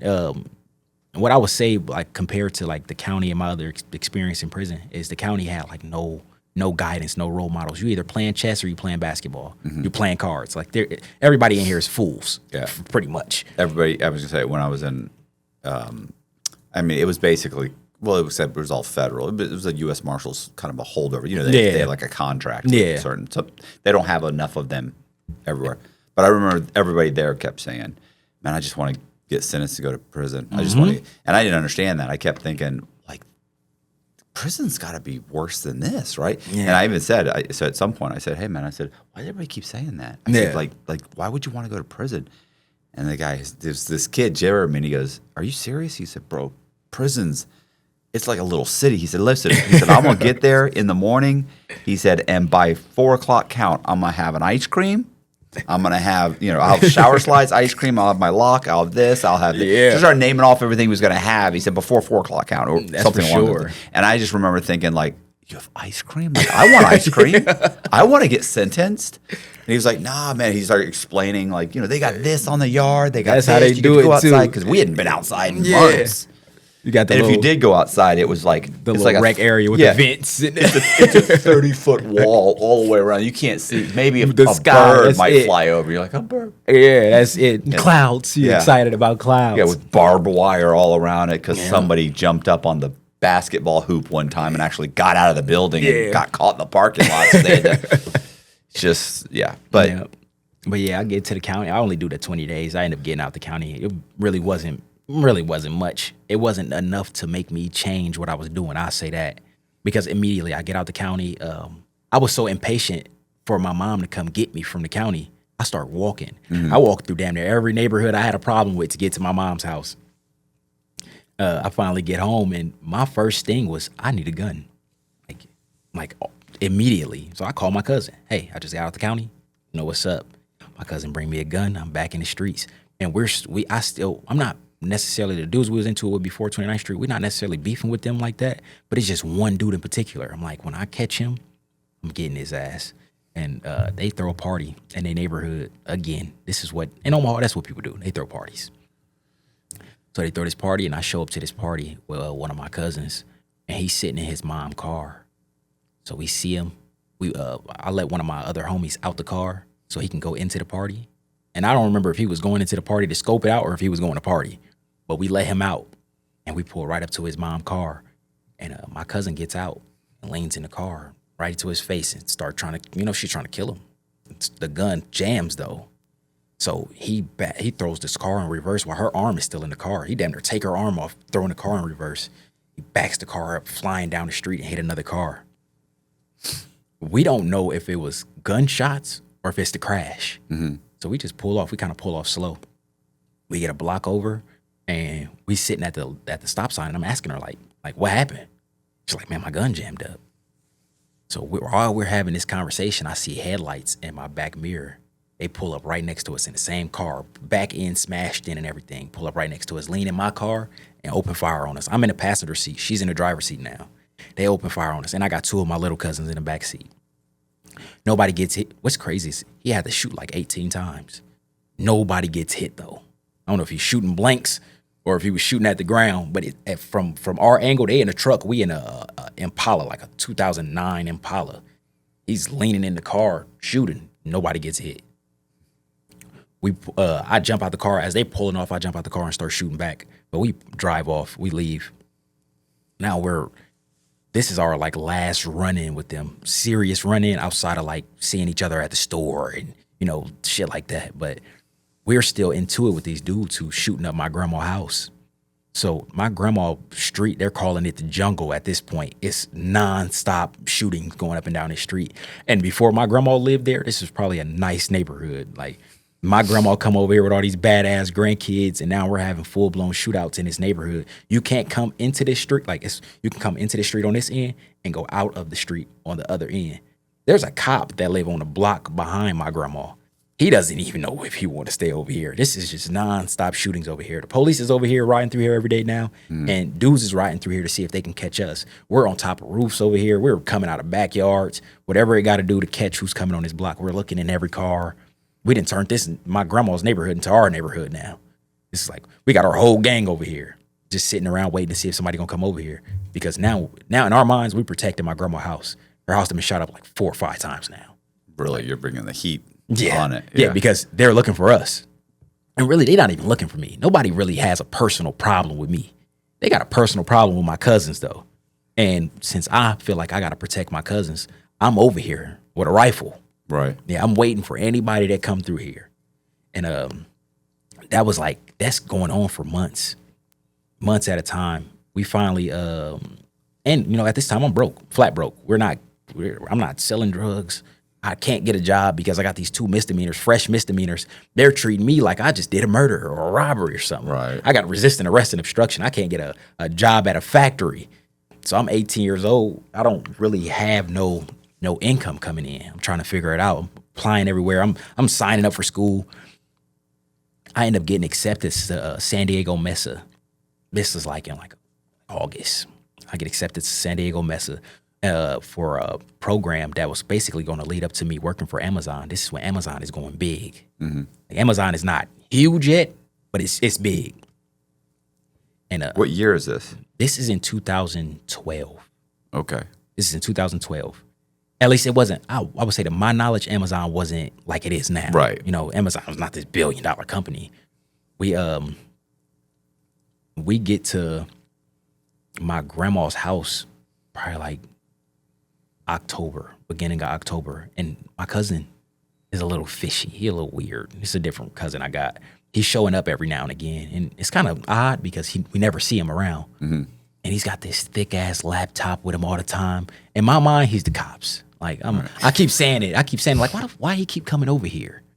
And even my grandma like, yeah, that boy over here again. I don't know what he doing over here. I don't know what his intentions is, but he over here again. So we all going over to my grandma's house, protecting her house for what we think. And I hear them talking about this robbery. I'm like, that's right up my alley. That's what I need right now. A robbery that just happened? No, or a one robbery that they're they're about to setting do. up? Yeah, they're setting Okay. up a robbery. So I'm like, man, that's right up my alley. I could use a good robbery in my life. I'm flat broke, and I'm going to school coming up. I'm going to be going to San Diego to go to school. And me and my cousin, the one I'm real close with, we live together. We both know that we need to get out the city. By this time, it's kind of like clicking. Like, hey, I can't get a job here. We're in constant shootouts. Can't make $1 here. Nobody really is like looking out for me, giving me nothing. I gotta get away from here. If I'm gonna be better, be bigger, even if I'm gonna find a plug, it's not gonna be in Omaha. So the goal and the plan is to move to San Diego, go to school, and figure it out after that. Still don't have no real definite plan outside of getting to San Diego and getting to school. So we sitting there planning out, well, not even planning out. They're planning out a robbery. We're listening to them, and they are. It sounds bad as they're planning it out. It Is this doesn't. like a house? Or Yeah, they're this talking is about meeting up with this dude. This dude has a lick for them. He like, hey, I got a lick for you. Talking to my cousin who keeps showing up randomly. He talking to him. He like, hey, I got a lick for you. You need to, you need to pull up on me. We're gonna plan this out. So he's got all the particulars. Now he's telling one of my other cousin the particulars of this robbery. Hey, I'm working for the Mexican cartel. I'm working for the Mexican cartel. I'm doing their drop-offs. I'm driving down to Texas. I'm driving to Arizona. I'm driving to Cali. And I'm bringing the shit back, and I'm taking it to this house. And that's where everything is being split up at. Me and my girl, we take this drive every time. So he's telling my cousin all this shit. My cousin is coming back telling it. He's saying it out in the open, but he's saying it directly to one of my other cousins. Right. My other cousin, he with the shit. So he like, I'm with you. We gonna do it. In my mind, I'm going. Right. I'm going to figure out a way to get involved in this robbery because I need it. And so like weeks go by though. They talking about it. They planning it out. They bringing like cigarettes back from the dude. He giving them stuff, bullets and cigarettes. And, he's trees. He's giving them shit. So I'm like, maybe he is who he say he is. Right. So this is like, I want to say it's November 21st. We go. By this time though, I done told them like, hey, I'm going Right. with y'all. So it's November 21st. I never met this dude before, never seen his face. I get in the car with him. We drive to the dude's apartment. On the way to this dude's apartment, I find out the robbery is today. Okay. They're doing this today. Now, like I said, I am just the person that I'm like an actionary. You say we're doing something, I'm going to do it. That's just who I am. I've never been a person I'm not the I'm about to person. Right. Yeah, I'm about to. We're doing this. So we get in the car, we're planning, we're talking amongst each other, like how this gonna go out, how this gonna play. I'm telling them like I even got an idea what I'm doing with the money. I'm going to California. Yeah, I already know how this is gonna play out for me once I get my hands on whatever they got in this house. So we get into this dude's apartment and he's talking to them and I'm just like the third wheel. He doesn't know who I am. So we introduce ourselves to each other. And I'm looking around, man, this apartment, like, man, something ain't right. I'm bad, but I'm not a bad thinker. Right. As far as what I'm thinking at the time, being 18 years old, I'm like, something ain't right. I'm smarter than these two dumbasses for sure. Right. So I asked my cousin, I'm like, With like camera equipment like this all around the house. This doesn't seem Yeah. right that there's all this camera equipment. it was kind of like the way he was even like enunciating his words. It seemed like he was over talking. Right. Like he was trying to make sure somebody else heard him. Yeah. So I'm like, very specifically. Yeah, very specific. So, John, here's Yeah. what we'll be doing, And when John. he's saying numbers and he's saying numbers. He keeps saying my cousin's name. I'm like, I'm telling you guys, it's at 1317 Riverside Drive. yeah, it was like that. So I'm looking around. I'm like, hey, what kind of game is that? Like, oh, it's a PlayStation 2 or something. I'm like, let me play it. He's like, oh, it's not working right now. But Because the police's equipment, Yeah, listen, their camera I equipment. swear, in my mind, I'm like, the TV's not on. Y'all in here having a conversation about a robbery. Y'all, you're over talking. It sounds like your voice, like you're throwing your voice. Yeah. I'm like, I'm like, you know what? Just to be clear enough for the jury to hear. Yeah, you hear me? So I'm like, you know what? Let me go to the restroom. I get into the restroom. I'm getting into the restroom. I'm so nervous at this point. I can't even piss. I'm in there just looking around like, I'm antsy. I'm like, something is not right. But what I know is not even righter is my pockets. I'm flat broke. I'm kind of like looking over the fact that this is not sitting well with my stomach. And go on and say, I've given this a considerable amount of thought, you guys, and I would like to not be a part of this. And I'm suggesting that you guys don't do it either. I wish that's what I said. I walked out of that bathroom. I said, man, you got a girlfriend? He was like, kind of. She's not here right now though. It's like in the bathroom, I seen a bra hanging up on the shower. And I didn't see no other feminine products because I'm going through his shit. I want to see pill bottles, tampons. I need to see something that it says that there's somebody else that lives here. Okay. Because didn't no way a female came over here and left her bra. You know, just that's all she left. Yeah. There's nothing. There's no feminine Sometimes they products. get tight. They got to take them off and She would have took it with her. throw it over. You know what I'm saying? Throw it over I'm like, all right. So I'm gonna leave this here. There's a bra in here. The sink is piled with dirty dishes. Like the house is not dirty. The house isn't junky at all. But there's a tremendous amount of dishes in this sink, and there's a pizza box in the sink with the dishes, with like a quarter of the pizza in there. This pizza is old, Right. like damn near is molded. There's boxes of cigarettes on the top of the refrigerator, dusty. It looks like they staged this house. Right. That's all I'm thinking is like, man, this something about this whole little setup y'all got going on. This don't is look right. Bait house. This right? is this is just the bait house. This is where they like have the their bait meetings car, out. right. Yeah, and once we seen the evidence, I was like, damn.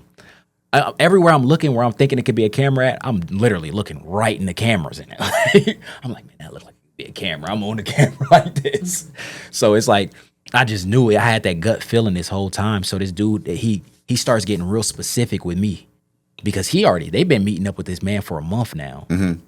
He's got them on all the audio, video he can get them on. Right. He got them in the bag. Now he's talking directly to me. Like, hey, man, this is what we're doing. The car comes in at 7.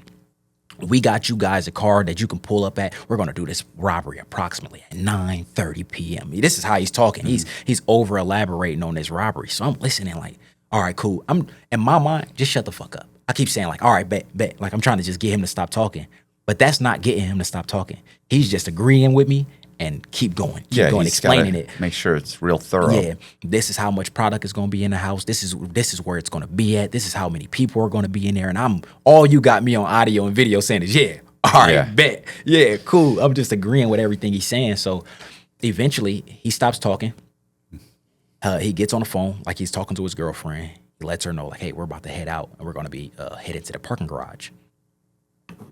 We walking out the house.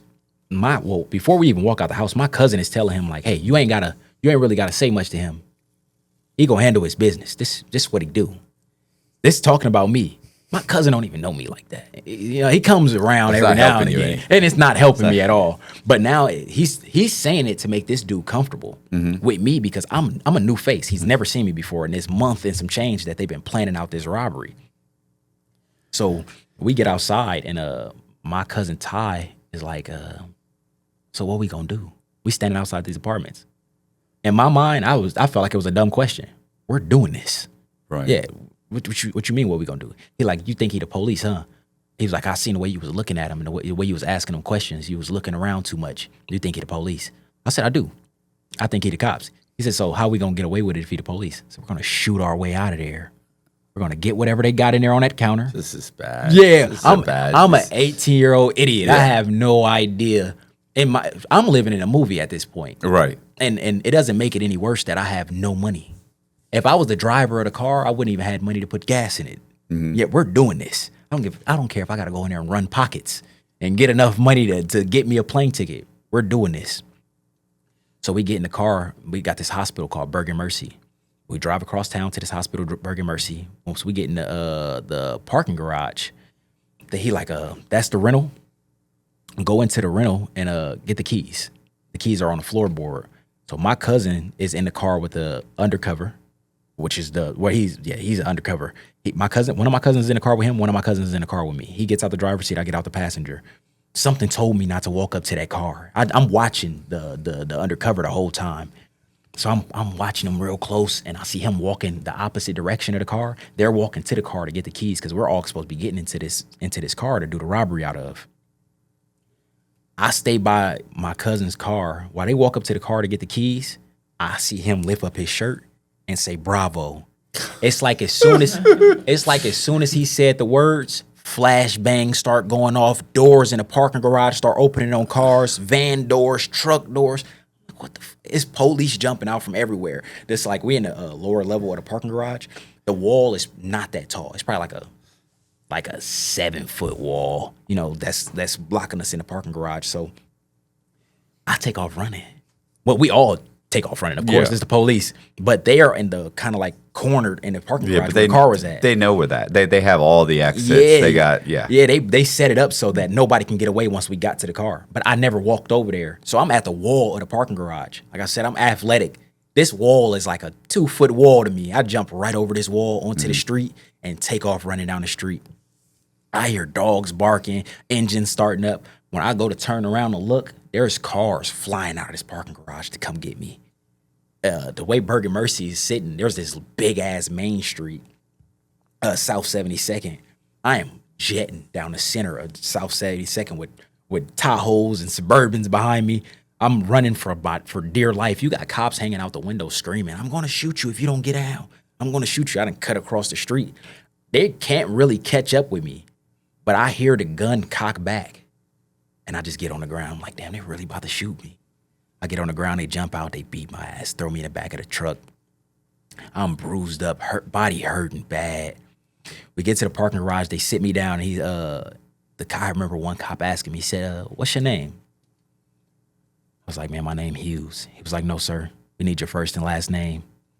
I said, "All right, my name Quincy Hughes." And the cop, they started looking at each other. He was like Quincy Hughes, like the cop killer, Quincy Hughes? I said, "Nah, my name Quincy Hughes Jr." They all like just start chuckling to each other. And I just knew, I'm like, man, they about to beat my ass out here. But instead, they went to the car, came back with a bag. He unzipped the bag, and it's a camera in the bag. They take the camera out.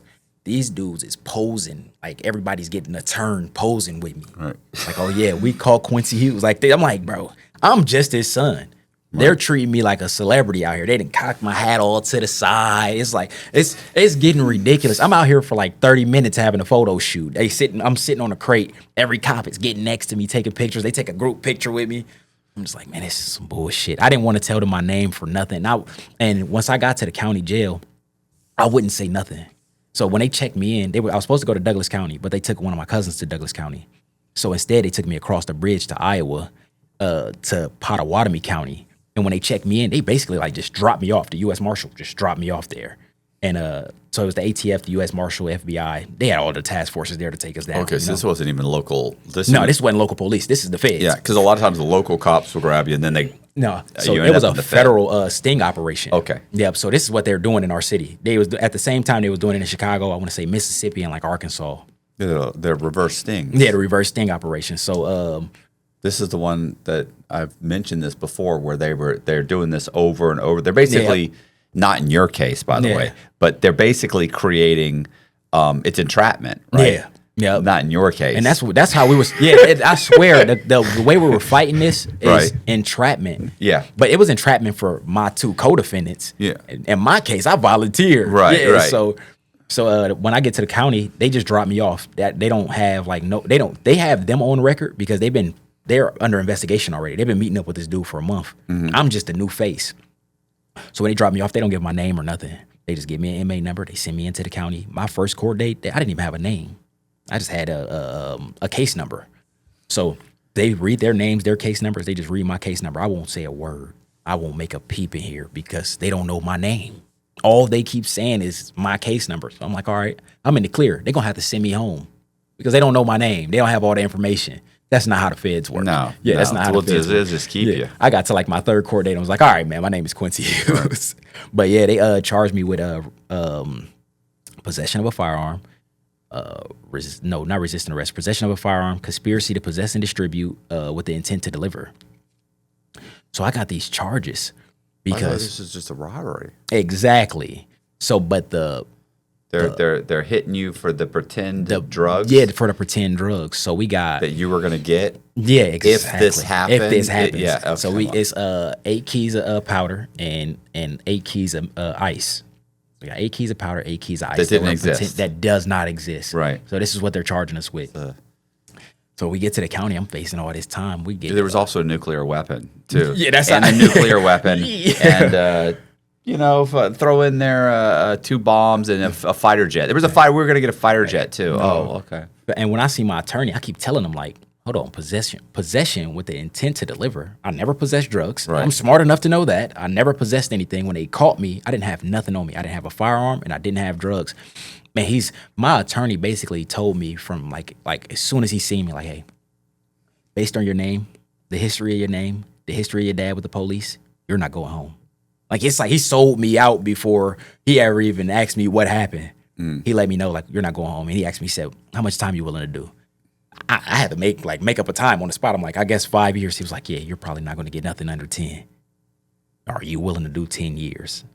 Like, You don't have to be willing, by the way. They'll make you do it. But we haven't even had a discussion on. He doesn't even know what the particulars are. Yeah, he doesn't know nothing from me. He's already letting me know, like, you're going to prison. Right. Based on your name, who you are, you're going He's to prison. probably thinking that the feds love press, and they would love to have, like, this guy's father was, a major, criminal in general, cop killer, or whether he did or didn't, but he was basically he went to trial. If you went to trial just because you beat it at trial doesn't mean that anybody believes that you didn't do it. Exactly. So he's an alleged cop killer. He's been to trial. He's been on numerous different crime sprees, in and out of prison his whole life. And now we got his son. Yeah. So it looks good for them. Like, this is a family business or something that we're taking off the street. So they know they'll get some headlines out of that. Yep, and So you don't get a deal. you don't get a deal at all. But what happens? Well, I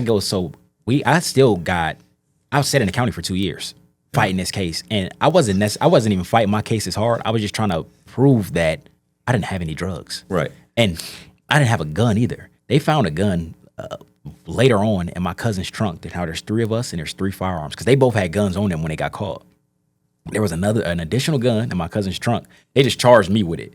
Right. And I'm thinking I'm being righteous. So in order for my cousin not to get an additional gun charge because they found a gun in his trunk, I just said it was mine eventually. Like, all right, this is my gun. Right. But I'm still like, hey, this is a conspiracy. A conspiracy has to be proven beyond a reasonable doubt. Like, hey, we're putting this together to possess these drugs to sell them. You're not charging us with attempted robbery or conspiracy for a robbery. You're charging us with a possession to distribute. Because that's the bigger charge, right? Exactly. Like what you probably, like, if they said it was attempted or conspiracy to commit robbery, you'd probably just been like, okay, we got me on that. Yeah, exactly. So I'm sitting in this county for 2 years. One of my cousins is making a mess of this case, though. Like, we're going to be sitting for 2 years regardless because he's not going down without a fight. He's filing motion after motion. We're getting paperwork in the mail every other day because he's doing whatever he has to do to get these charges dropped. Is there any kind of offer? No, I didn't get an offer until I probably was in the county for like a year and a half. I went damn near a year without even hearing from my attorney. Like, not answering the phone, not sending paperwork like from him. I'm getting paperwork from the courts. I'm not getting nothing from my attorney though. Right, but he's a public defender, right? Yeah, appointed attorney. JU. Same shit. So I'm sitting there basically just on ice. I'm making a life in here. I don't know when I'm going home. I came in here at 18. I'm probably never leaving in my mind. Right. But I know for sure my charges are 15 to life. So a case comes down from Chicago. I'm probably in the county for like a year and a half. Case comes down from Chicago. Same exact case. Same exact happenings. It's a reverse stash house operation sting. What year is this? This is in 2012 when I get arrested. November 2012. Because at some point, I mean, all right. I mean, you may be getting to this, so maybe I shouldn't say. But at some point they stop. They make it. You can't do what they did. Exactly. You can't do this anymore. But I was well in prison. It was the kid that had where they told him go get a gun. He had like an 85 IQ or something. Never been in trouble. He's like 18. Yeah. They totally set him up, and then they're like, well, get a gun and go to the whatever the Halloween store, what do they call that? Where they costume store, Party City, and get a badge too, because we're gonna pretend to be cops. Like, that's you only told him that for the enhancement. Like, you know what I'm saying? And when they showed up, he had a gun. He got it from his grandfather. It didn't work. It's like a 1930 Colt or something. It doesn't even work. Yeah. It's rusted. It doesn't work. And they're like, did you get the police officer badge? And he's like, no, I couldn't get anybody to take me up there. Mm-hmm. And they were like, well, it's okay. We got you one. And so they give it to him. You know what I'm saying? Before they get in the car, and the car's wired and everything. You know, the whole thing, they just totally set up. It was so overly egregious, they finally stopped doing it. Yeah, that's crazy. Because it was so bad. And honestly, I feel like they did us the exact same way. They got us a car. They gave us an address to this house. I don't even think the address ever even existed. We never looked it up or nothing. They provided everything to do the robbery. Right. They even provided the make believe drugs, the ghost dope. So there's no dope. There's no dope. If there's even a house, it's there's no even Mexicans. There's nobody. Like there's nobody with anything. It's just their word, and they're giving us this story, and we're going based on the story. Right. So your co-defendant's fighting the entire time. Yep, he's fighting the entire time. And by this time, now my attorney is coming to see me, and he's giving me all these fake stories that my co-defendant is saying to his attorney. They're probably going to enhance my charges. We're about to be going to jail for life. He's doing whatever he got to do for me to tell. Mm-hmm. He's like, hey, listen, you can get yourself out of this situation. They just need your statement. I'm like, I don't have nothing to say about nobody else. First, everything that y'all have is on audio and video. Yeah. What statement do you need from me, for starters? And then I was raised to not even talk to the police. I give you my name. I'll give you my address. I don't have nothing else to say to you, though. Well, their fear is probably that your cousin's the co-defendant. Yeah. Yep. Two of my cousins are my co-defendants. Is fighting. So when people start fighting, that means they're probably going to trial. So they're looking for somebody to help corroborate the police story. You know what I'm saying? That to sit on the stand and make sure that, because the jury wants to hear it from somebody. Yeah, for sure. With all the video and everything, that's great, but it's really even better if you actually have one of the participants who's saying, this is what happened. And at the time, they definitely think he's going to trial. And at the time, they didn't have anybody saying anything. Right. Nobody's saying nothing. So my attorney is trying to scare me. They're not saying nothing. They're just fighting their case. They're putting in all these motions. But one of my cousins, his wife, my cousin Ty, she told him to take the 15 years. Hey, baby, take the 15. I got you. I'm going to ride it out with you. My cousin Ty takes the deal, which is not a deal. We were only being charged with 15 to life. Right. But I'm so ignorant to the law. 15 to life means I could potentially be getting life. I don't know nothing about guidelines, mandatory minimums. I don't know none of that stuff. All I know is what I'm understanding from the law books that they got available in Potawatomi, which is not much. I'm calling home trying to get people to look stuff up. They don't know nothing. I'm really lost. And my attorney been let me know that he was sending me to jail too. Yeah. He like the U.S. attorney. He's not even my attorney. So my cousin takes the plea agreement. But when my cousin takes the plea agreement, he tells them that I had nothing to do with it. They didn't want to hear that. They didn't want to hear that. So he tells them I have nothing to do with it. This helps me just a smidget. Now they're willing to give me a lesser participant. So I get the lesser participant. And then the case comes down from Chicago where the dude beat the reverse sting operation. So they can't charge us with the quantity of drugs. But before this case comes down, both of my co-defendants took the plea agreements. So they are locked in with a I can't even remember what the plea agreement is, what kind of plea agreement it is. But basically, once you take this plea agreement, you locked into it. You don't have motions, you don't have no rights to appeal it, none of that. Yeah, the only thing you do is they still have to be sentenced, and then they've got a year to file a 2255. That's it. And they're denying the 2255 just based on the precedence of the case. I know, but you still get to file. Yeah, so you still get to file. It's fun. Yeah. It gives you something to hope. Yeah, exactly. I say that all the time. Hope. It's the hope. Exactly. So that's 18 months of hope. Exactly. So they do that for us, and they take the 15 years. They come back and offer me 10 years, and 10 years is getting me 5 to 40 conspiracy. It's 5 to 40 conspiracy or something like that for the drugs, but not the quantity of the drugs. So I'm still being charged with drugs, with possession, to go get these drugs. So stupid. I'm pleading a 5 to 40 for the drugs and a 5 to life for the gun. That is so stupid. All I'm thinking is I just went from facing 15 to life to facing a 10 to life. You know what I'm saying? So I'm like, shit. And you've already done 2 years, right? Yeah, and they like all you have to do is take responsibility for it. Basically, you come in here, you tell us that you were going to do the robbery because they don't have no evidence outside of me shaking my head and saying yes this whole time I'm in this dude's house. Because before that, they didn't know who I was. Mm-hmm. I was just dumb enough to be like, you know what, I'm gonna take the plea agreement. I signed my name on this plea agreement and can't appeal, can't do nothing. Yeah, I still have my 2255, but of course, at this time, like you're already you're in a shithole. So now I'm pleading to 10 years. At this time, I'm 20. I'm 20 years. I'm go to jail at 18. I'm 20 years old, taking a plea agreement I know nothing about, no information, and they're sending me to federal prison.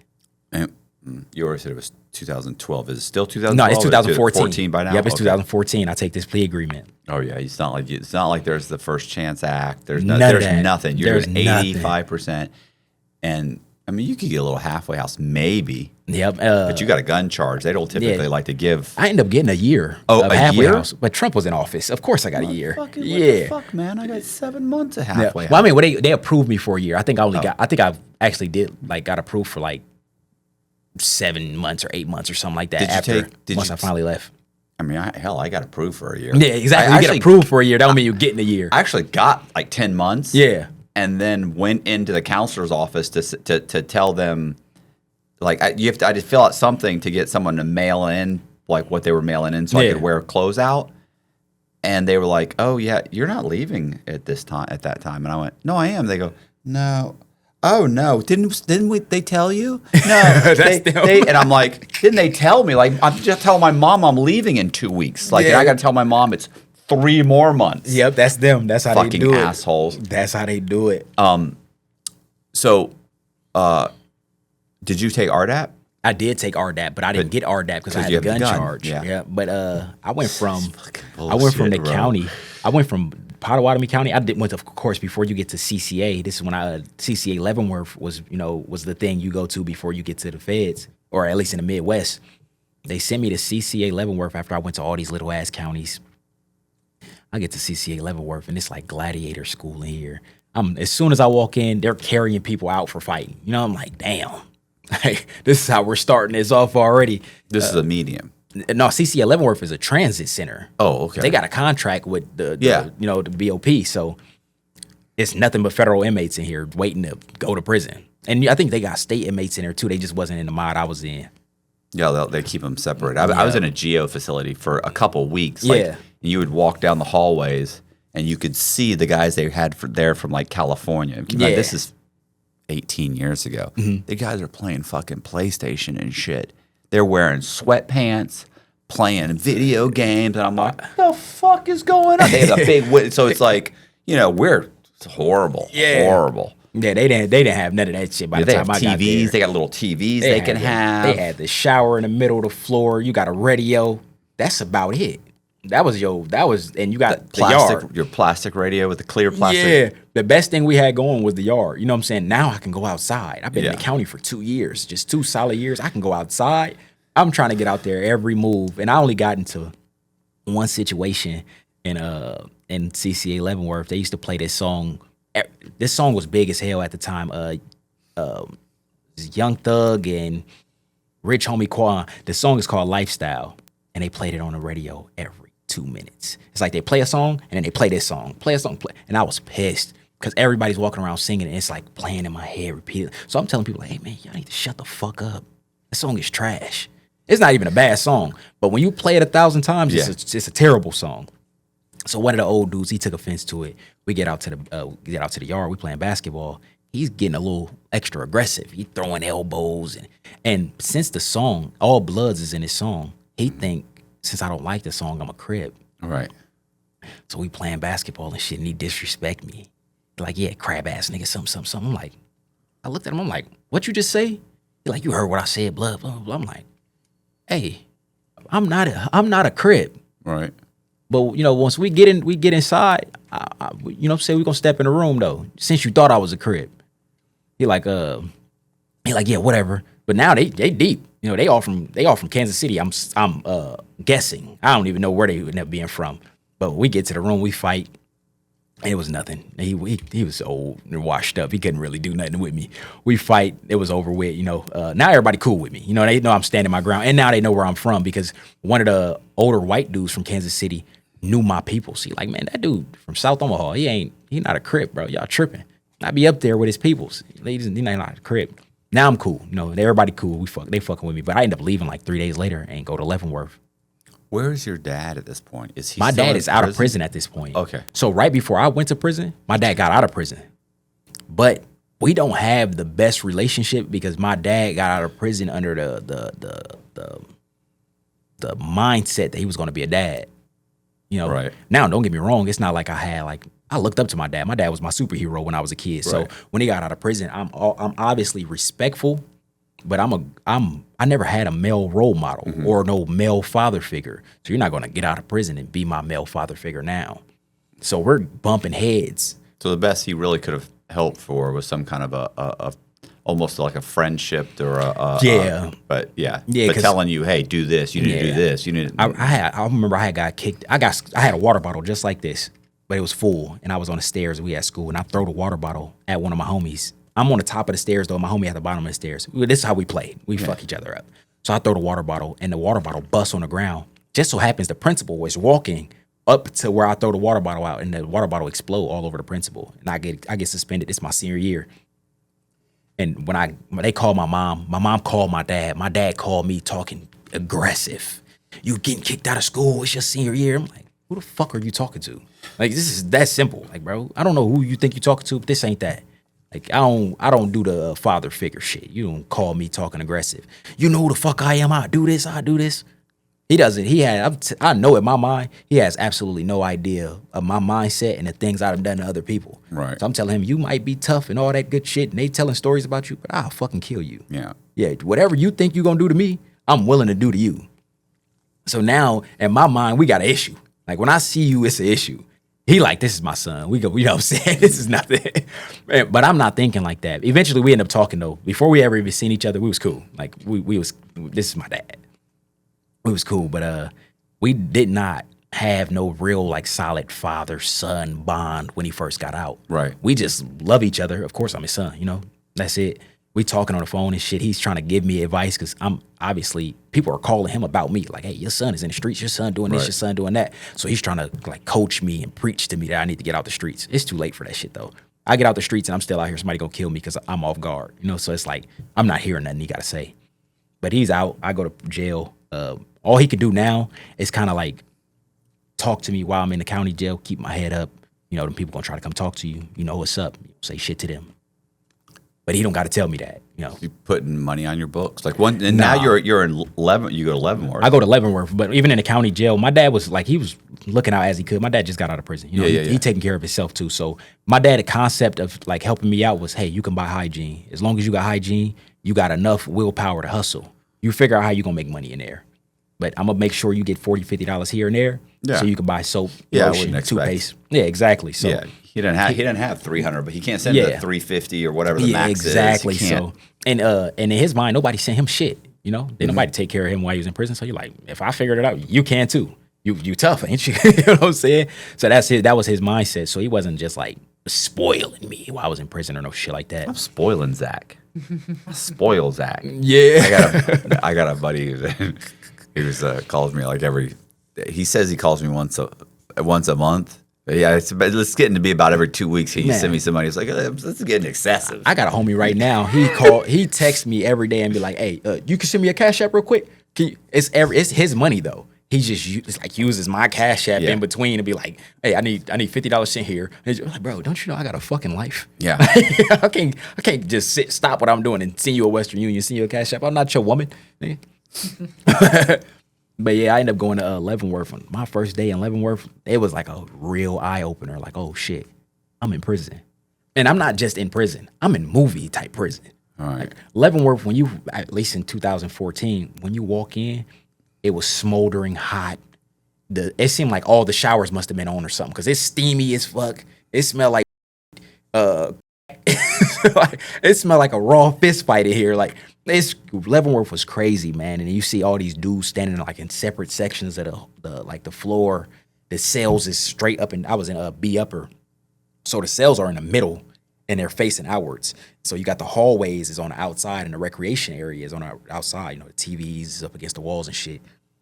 So there's people everywhere walking around, shirt tied around their head. It's like, bro, this is like the movies. It's 3 tiers up, so you gotta bend your head all the way up to see upstairs. Like Shawshank Redemption. Yeah, like it looked like some blood in, blood out type shit. So some random dude walked up to me. He was a vice lord. I was like, hey, where you from? Like, I'm from Omaha. He like, you a blood or a Crip? Like, no, I'm a blood, but I'm from Omaha. He like, oh, it's a few dudes in here from Omaha. He like, I'm gonna show you where they at. He showed me the first dude, a Crip from 37th Street. They 37th Street Hoovers. He take me to the poker table. He like, hey, Bobby, this one of y'all peoples. He from Omaha. As soon as he walked up, I'm like, yeah, take me somewhere else. Yeah, take me somewhere else, because he from Hoover, so I already know like it might be a problem. But the more and more people I'm meeting, I'm seeing that it's only me here. Right. Yes, I'm the only. At first, I thought I was the only person from my neighborhood, because everybody they taking me to meet is Crips from other neighborhoods. So I'm like, damn, I'm about to have a worst time of my life in here. And one of the dudes I just so happened had a problem with prior to me going to prison was in there. I didn't know he was in there. They like, oh yeah, Killer Ray in here too. I'm like, Killer Ray? I'm like, from where? Like, I think Killer Ray from the projects. I'm like, oh yeah? So in my mind, I already know I'm about to get into a fight. And Well, yeah, I was gonna say, but I usually like the car. Like, if you'll click up with a car, because like if suddenly you're from Tampa, like Yeah. we might have had some problems, but we're from Tampa. And there's just not enough of us to. that's the rules of the land. But I'm a rule breaker. You know, I'm lawless. I ride by myself. I got my own rules, my own way of doing things. And I'm so young and naive to the feds. This is my first day. Right. I don't know no better. All I know is that we're about to have a problem. Right. So since me and him had a problem before we got to the feds, I'm just looking like it's gonna be an issue. We get up to the 3rd tier. You know, it's now I'm a little uneasy. If we get into a fight up here and one of us go over this railing, probably ain't gonna make it. It's 3 tiers down, you know, to hit the ground. So when I walk up the stairs, I did the exact same thing he did to me the first time we like seen each other in person. After we had an issue, I was like, you know who I am? Like nah. I'm like, I'm Tip from South Family. He like, oh, okay, you look familiar, but I didn't have hair no more. So I had cut all my hair off in the county jail. So he didn't know who I was at first, but he told me, he backed up and he was telling me like, hey, we don't do that shit up here. You know what I'm saying? Up here, we brothers. Yeah. We don't got no time and no space to be enemies in here. You know, this is how this work. Everybody you see down there is against us. When it's a problem, we ain't got no other choice but to stick together. So all that street shit, you can leave that on the streets. And after that, we was cool. But it wasn't like that for everybody. Some people, you just couldn't let them slide like that. So every now and again, people coming in from the streets, they getting arrested, they indicted, they come into the feds, we're fighting. And it's gonna be whatever kind of fight they want for real. So, but I'm still getting like the side highs and the slight consequences of getting into fights with people that I'm not supposed to be getting into fights with. And I got like a rapport with the blood, since, you know, I'm a blood and I know some of the dudes that's on the blood car. I'm really locked in with them. There's a few of them I don't get along with. There's a few of them that wouldn't fuck with me since I wasn't on blood time, but they fucked with me though, because I stood on what I said I was gonna stand on. So I'm in Leavenworth for maybe a year and a half, but I already seen that shit coming to an end, because the things that they tell you're supposed to do in prison, like, hey, somebody's a snitch, you run them up top, you know, they go into the hole, they got to get off the compound. Not everybody is standing on those rules and those, you know, those regulations. You know, somebody comes in, everybody be like, yeah, he a rat. You just got people talking behind his back at this point. You know, oh, don't fuck with him, he a snitch. But I wasn't one of them people. Somebody tell me you're a snitch, I want to see your paperwork. You can't produce that paperwork. When it's time to produce that paperwork, I'm beating your ass. And I just so happen to have some homies that was on the same type of time. So now we look like the bad guys in here, because we not running around gossiping and saying, oh, yeah, he a snitch, yeah, he a snitch. No, we not doing that. We beating your ass. But you're making everybody else's time worse. Exactly, because Right. we're getting the unit locked down. We're not going to commissary for 3 weeks. Like, we're kicking up dust in here. And eventually people got tired of it. So somebody went to the warden I was gonna say or they'll the lieutenant. start dropping. Yep. Sometimes they just drop a drop bunch a kite. Of, Yeah, they just drop a kite in the mailbox. But somebody went and told him that I checked some paperwork. It was a dude came in, and he got jumped by the vice lords. He gets jumped by the vice lords, and I'm like, we going, we about to have an issue with the vice lords. So I'm getting everybody together. I'm like, we're going over there. We're going to the unit because my homie was in another unit. So we're going over there, and it's about to be a war. But the dude who got jumped, he like, nah, Tip, you tripping. It ain't that serious. I started it. I'm like, bro, they jumped you. It could have been a one-on-one fight. They jumped you. You're like, no, you tripping. It ain't even got to be that serious. So I'm like, you soft as fuck. You're going to get this guy shipped. Yeah. His mom comes to see him every 2 weeks. And we're right down the street. We 2 hours away from home, so ain't nobody really trying to have no problems. But I was going to say, you're like Cook. You're like my buddy Cook. We're having to go to Cook every fucking 2 or 3 weeks. Listen, stop. What are you doing? What are you doing? He actually got shipped to Yazoo for 2 years. yeah. And came back and was like, listen, I ain't fucking with nobody. And it didn't last a month before he's like, that dude's hot. It's like, what are you doing? Yeah, man. What are you doing? Did you like Yazoo? You cried for fucking 2 weeks after you got back about how fucking shitty it was. They say Yazoo fucked up. And but Leavenworth is fucked up. Leavenworth is horrible. Yeah, I mean, we've had a couple guys in here from Leavenworth. Pete was in Leavenworth. Man, Leavenworth had fucking rats this big on the running around freely. Like you could be eating noodles and just see a big ass. It looked like a cat riding past, but you see the tail, you're like, God damn, it's a rat. You see grown men standing on tables screaming. It was bad. You couldn't go into the facility lower level if you worked like facilities and did electrical and shit like that. You couldn't go down there because it was flooded. And you can smell the water rotting the wall. It was bad, man. God, like black molds We'll wake and up. shit. Yeah, we'll wake up and they'd be like, "Oh yeah, there's no hot water." We taking cold showers for weeks, and it's bad. It was bad. It was the only thing about Leavenworth is it was huge and it was fun. You got dice games, you got rap competitions, you got somebody I bet you that they'd beat your ass. You step into the back hallway for $500. like I bet you $200 I beat the shit out of you. It's like Leavenworth was just a playground for real. Every drug is on the compound. If you need to make some money, you can make some money because everybody does drugs. Everybody here trying to escape time.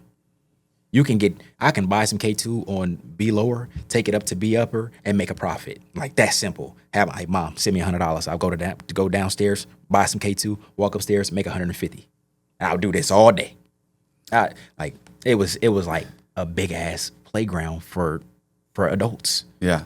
No, that's how the low was. I mean, they had like karaoke Tuesdays, and they had fucking obstacle courses. They had guys. Yeah, that's how Leavenworth was. Selling fucking stuff. They're walking around. Candy Hey, you need this. And it's so cool too because it's not money. You just what's your name? And they just write it down, and then they give you a commissary list. A week later, hey, get this from the commissary. But that Columbia, the coffee guy. They had you get coffee balls. Yeah. It was 2 steps. It was like the rec yard on the weekends was like a carnival. Exactly. Atmosphere. Yep. You can go out there play handball. A shitty carnival, but it was a carnival atmosphere. It was pretty. People were selling everything, and they got cold soda, like in the fucking thing. What do you want? They got a makeshift cooler. Yeah. They pull it out. It's in a sock with some ice.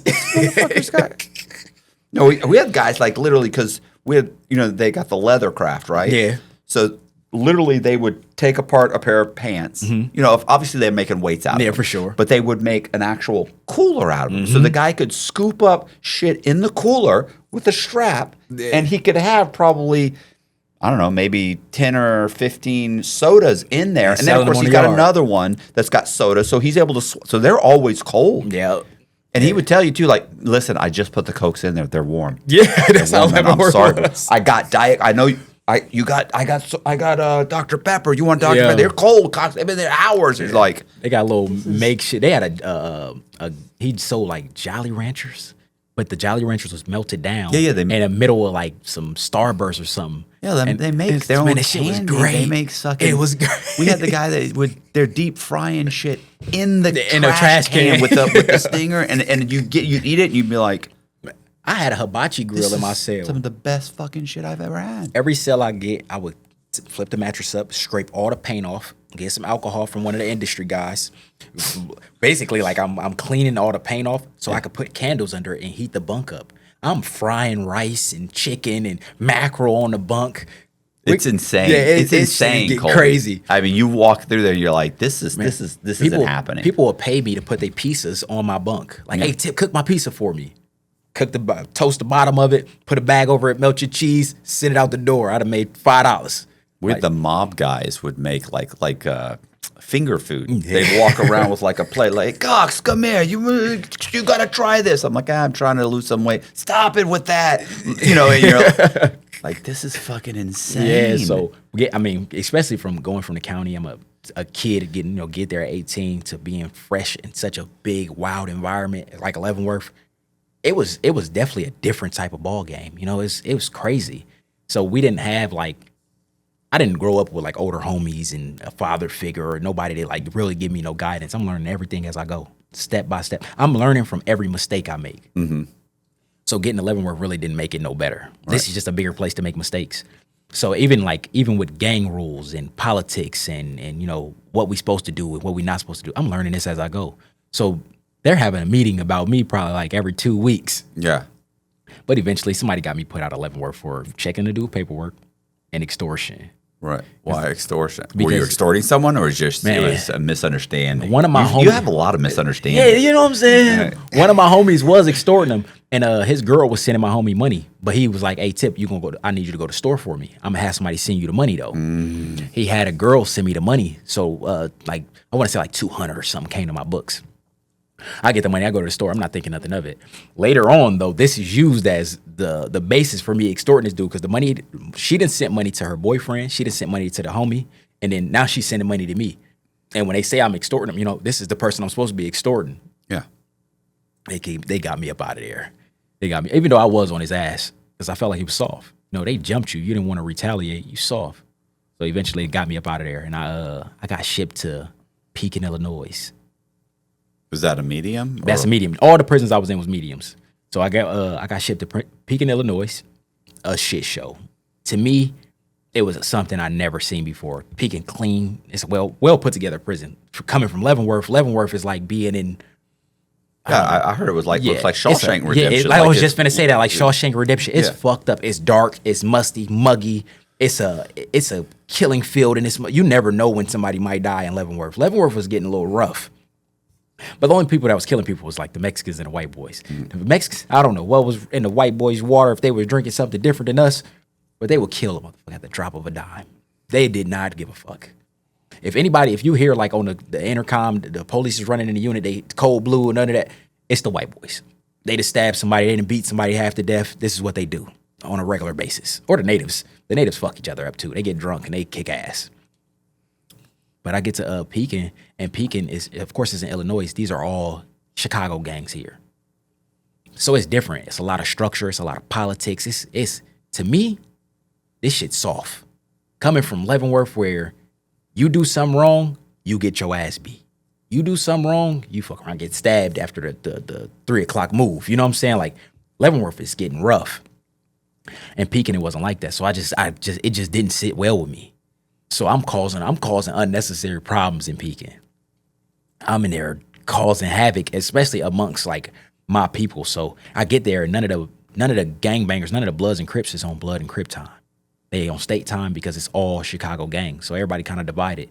But I didn't live my life like that. By the time I left Leavenworth, I was sitting with the Bloods. I kind of like had already separated myself from the Nebraska car because they was accepting the snitches. Every time I go to the table, it's like, yeah, Tip. Dude down there, he a snitch. I'm at the table like, Nick, ain't you a snitch? You shouldn't be sitting here.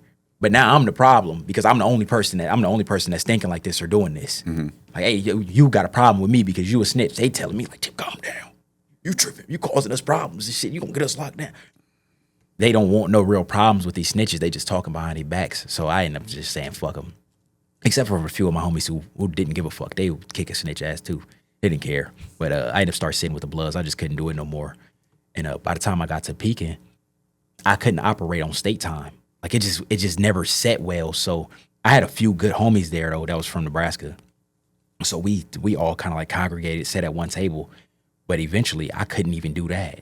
Like this is cool, but these is my homies. They all bloods. I end up getting with the Black P Stones, putting basically putting the blood car together, and now we sitting with the Black P Stones. But I'm running the program as if we in a whole, like we in Leavenworth. We on blood time. We structured, work out at this time, do this. But my way of politicking is somebody do something to us or we do something to somebody is violence. We're gonna settle it in a fight or a knife fight. You know what I'm saying? This is how I'm thinking it's supposed to go. Man, I end up getting into some shit with the GDs because I just couldn't mind my business, just causing unnecessary issues. I go to the yard. The GDs having a big ass like basketball game. This is what the GDs is a well put together, organized gang in prison. They are well structured. Security at the showers, security on the basketball court, leaving the yard. Everybody, when one person move, everybody move. Like this is how they was in Pekin. And to me, I felt like the dudes who were following behind this dude was pussies, In my mind, I'm like, that's some soft shit. Cause I'd never seen this before. You just said it was a well-oiled machine. I'd never seen it before though. I grew up like basically like a Lone Ranger. We don't have big homies and nobody tell us we need to be on security and all that shit. I'm doing all this sliding in the streets by myself or with one of my cousins. We don't got nobody. We like, hey, when at 3 o'clock, when everybody move, we all move. And you see, like, when I'm seeing this, I'm like, nah, that shit's soft. But I'm also just young, extra, and ignorant. You know what I'm saying? This at the time, I'm just extra. Mm-hmm. I got a problem with whatever I ain't doing. So they playing basketball and shit. I'm on the sidelines, keep making comments about, not the older homies, but the little dudes who I felt like was flunkies. So I keep making comments. I'm basically just starting shit. But now we leave in the yard, and one of the dudes kind of like they run security for the big guy. They big homie. So they running security. I'm walking through the turnstile at the same time as them though. And one of the little dudes, he's strong as fuck. Like pushed me, basically like get the fuck out the way. He didn't say that, but he pushed me like, hey, we on security. Ain't nobody walking through while he walking through. So I grab him. I start calling him out his name, bitch ass nigga. I beat your ass. You know what I'm saying? Well, now we got a problem. So nothing transpires though. I let him go. I kind of like push him through the turnstile and they keep walking. They all walk away. They leave. The next morning, I'm talking this soon. Since there was no problem right then and there, I told you I'm young and ignorant. I don't know shit. I have no idea what these dudes got. They're just waiting. Yeah, they geniuses compared. They light years ahead of the shit I'm thinking. I wake up in the morning. When I wake up, it's because my homie, one of the Crip homies, is beating on my door. Hey, Tip, you need to get the fuck up. What you mean I need to get up? He like, bro, they on the yard having a meeting about you? Like, I jump up, I'm like, having a meeting? So I got a, you get a lock in prison. This shit conceal a weapon. Yeah. So I grab my little lock and a sock. I put it in my pocket. I run out the door on the breakfast move, and I go to the yard. You could squeeze through the turnstile to get to the yard. I done squeezed through the turnstile. When I get out there, I know for sure on count at the time there was 101 GDs in Pekin. This is on count. This is not who's not on count. There's 101 of them. Mm-hmm. It looked like the whole, like all the grass was covered with black men. Like I'm walk out there, I'm like, so what's up? Like, oh, young brother, we need to talk to you. Give us a second. I tell him like, I ain't doing no talking. I ain't got shit to talk about. What's the issue? It comes down to it. One of the because the Black P Stones is out there too, and they done told me, and my homie Dirty, he Crip from my city. Dirty tell me like, all that shit that happened yesterday when you pushed the dude and you called him out his name. That's what all this is about. So the Stones is telling me like, yeah, you caused another issue. Basically, they just out here trying to figure it out, iron it out and shit. I'm telling them like, shit, the little nigga I pushed, we can go to the bathroom right now. No, it's not gonna be like that. Yeah, I'm like, we can go to the bathroom. This is not gonna be like that. Because in my mind, this is how I come from. This is how you handle issues. In Leavenworth, you can get a one-on-one fight whenever you're ready for it. If you want a problem with somebody, all you got to do is say it. And even if the politics is like, hey, we ain't doing no fighting. There's plenty of back hallways, sales. Somebody will watch the sale while y'all go in there and fight. You can get a fight at the drop of a dime. Yeah, but it doesn't sound like you and he really had a problem. He was doing what he was supposed to do. Exactly. But like I said, for them. I was young and ignorant. So I don't know nothing about the way that they operate. I just see it. And I got a problem with it because it's not the way I see things operate. So they having this meeting. I'm basically telling them like I ain't got nothing to say, but we can go to the cell, we can go to the bathroom though, and we on the rec yard. Like man, me and Duke can go to the bathroom. And then once they saying like, oh no, we got a hands off policy. This is how they talking to me in a manner that's even irritating me. They calling me young brother. Hey young brother, you need to calm down. This ain't that. You know, I'm pissed. Stop fucking talking to me like that. Like I don't want to hear that shit. Me and him can go to the bathroom though. One of them even told me like, bro, that tough shot guy shit gonna get you killed. Like yeah, whatever. Like I said, me and him can go to the bathroom. Once they told me like, no, it ain't gonna be no one-on-one fights. I'm like, shit, I'll fight 3 of them. We can go to the bathroom though. I ain't got real, you know, we can go to the bathroom and get this over with. It's only like 8 Bloods on the compound.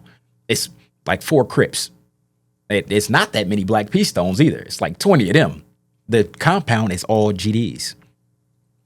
But they are so Chicago gangs, or I want it, not even Chicago gangs, LA gangs, New York gangs. They're so much bigger and further ahead in criminal organization than my little city of people.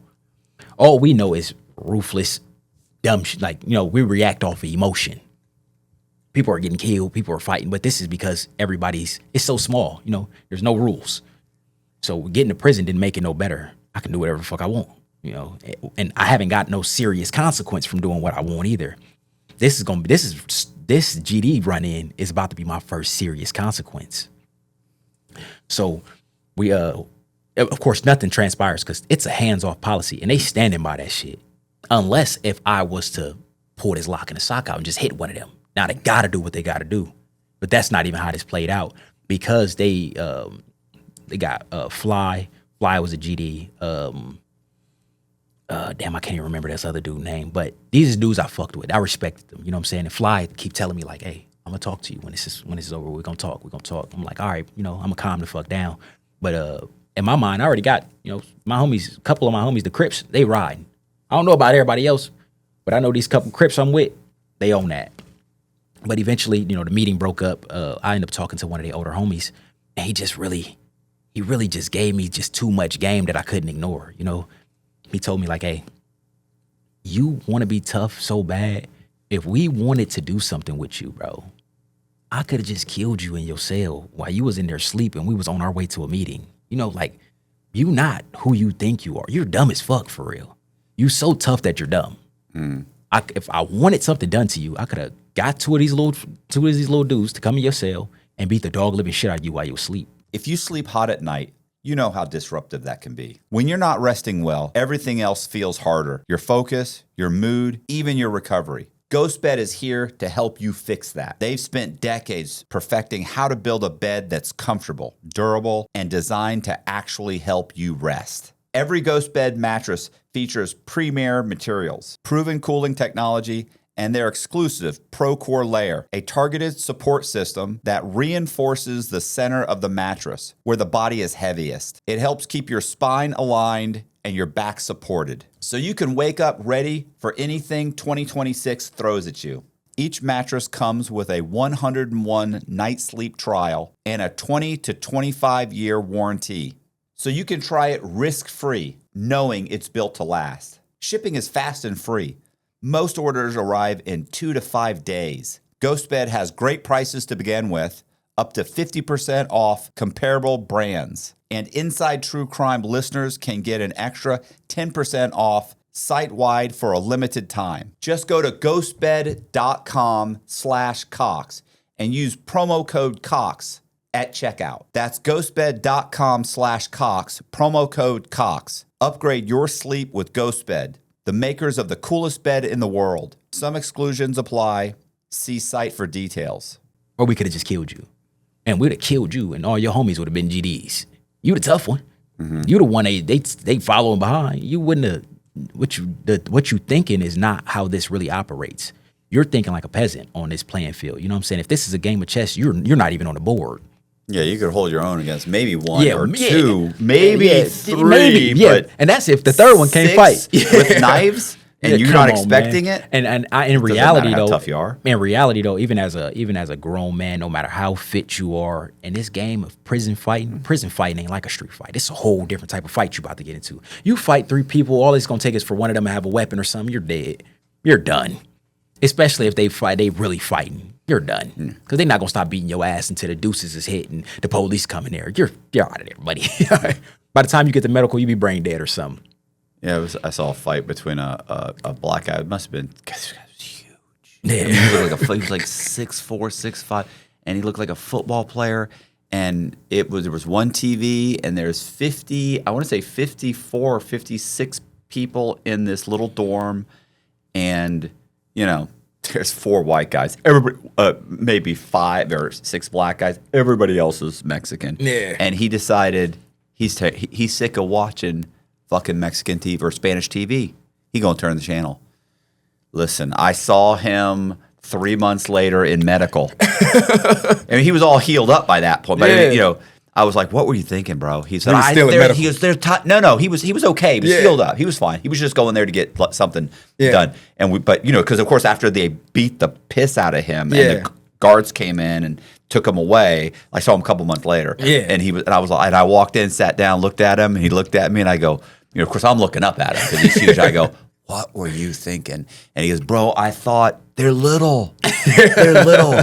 And he goes, "But there was 10 of them." He said, when they got me on the ground, bro, he said, I couldn't get them off me. I couldn't get them off me. You're right. They're all 5'2". Yeah. And you're 6'5". But they beat ass. It didn't matter. One guy got a leg, and once he went down, whoa. One thing I'll say is them motherfuckers, they don't play no games. You get into it with them, you better be willing to fight for your life. I remember every time, especially in Leavenworth, every time somebody said like, "Oh yeah, we into it with the Mexicans," you see people's eyes get big. They start putting their backs up against walls. They don't play. They will beat you with pop cans. Every one of them got a knife. Every one of them got a lock. They had a riot right before I got to Leavenworth. They were throwing pops and fans, and they don't fucking play no games. First off, every day at the same time, they do 300 burpees. Every day at the same time.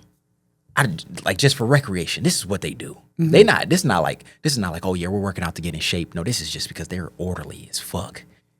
It's like you just can't be the dude. They got a dude named Frost. He was from Omaha.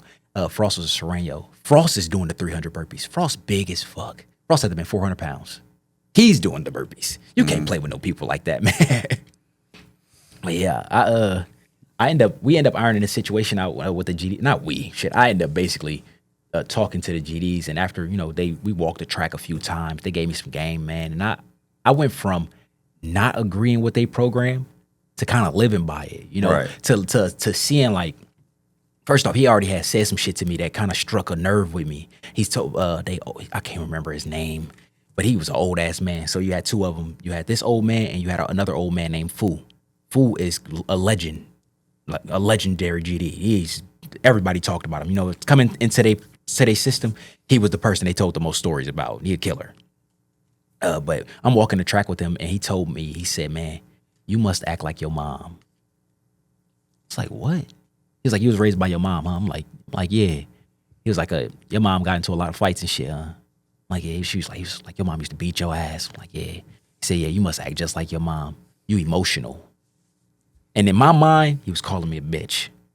That's all I could think was, this motherfucker just called me a bitch. So I'm pissed. And the fact that I got mad, he said, "See, I knew it. I knew I could trigger you. You are an emotional person, and everything and every decision you make is based on your emotions, and that's what's gonna get you killed. The tough guy always get killed first." And him saying it like that made me calm down and kind of like feel what he was saying. But I was still mad, like fuck all that. Like now I want to fight you. But after that, I went back to my cell and really didn't leave for a few days. I sat in my cell and I had to kind of sit with myself. And in them, I promise you, in them 3 days, I grew up a lot. I went from despising him to doing whatever it took for me to get around him to have conversations, because they obviously were so far ahead of what I was used to, what I thought was right, what I thought was righteous, what I thought made me who I was. They were giving me information that I never heard before. These laws and bylaws that they live by as a gang made a lot more sense after I got into it with them. And it ain't like they was pussies and they backed down from a fight, but they knew that. First off, I'm by myself. There's nothing I can do with 20 of them, 50 of them, 100 of them, 10 of them. I can't do shit with them. They were so far ahead in thinking than my childish understanding of who they were, you know? And they gave me that pass. Hate to say it, but they gave me that pass, and it worked out in my favor because I ended up going probably like 10 months later. I ended up getting into the RDAP program and getting shipped to Marion, Illinois. And that shit worked out in my favor because once I got to Marion, Illinois, Is there a female camp there? I don't know if it is across the street. It's a I female was gonna say, camp that's there. where Jess went.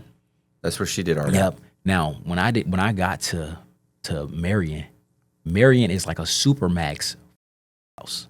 It's a medium for popular, for general. Yeah, I'm thinking you have a problem with that too. Fuck yeah. I got a big problem. So I don't know nothing about Marion. I just get there. Right. But when I get to Oklahoma, people are saying like it's a bunch of in Marion. I'm like, what you mean? Like, There's a ton of them. like There was a ton of them in the low at like, Coleman. Yeah, I'm like, so it's a bunch of chomos there. I'm like, it's chomos in Marion? I'm like, you sure? They like, man, I think it's a chomo yard. I'm like, I know I ain't gonna last there. As soon as they said it, I knew I wasn't going to the RDAP program. I knew I was getting kicked out of there. But I get there and I got a couple homies there they was from East St. Louis, and then a few of the GDs was there. The GDs is so well put together. Before I got there, they knew I was coming. So as soon as I got on the yard, one of the older homies, he had life sentence. He gave me, commissary, sweatpants, shower shoes, stuff like that. He told me, he was like, I know you had an issue with the bros, but we're going to get you together up here. You don't worry about nothing. We got you. But it's only us. Mm-hmm. And by only us, he means there's 10 of us out of the whole population of the prison who is not a chomo and is not a rat. So we got to stick together. So I go into this RDAP program.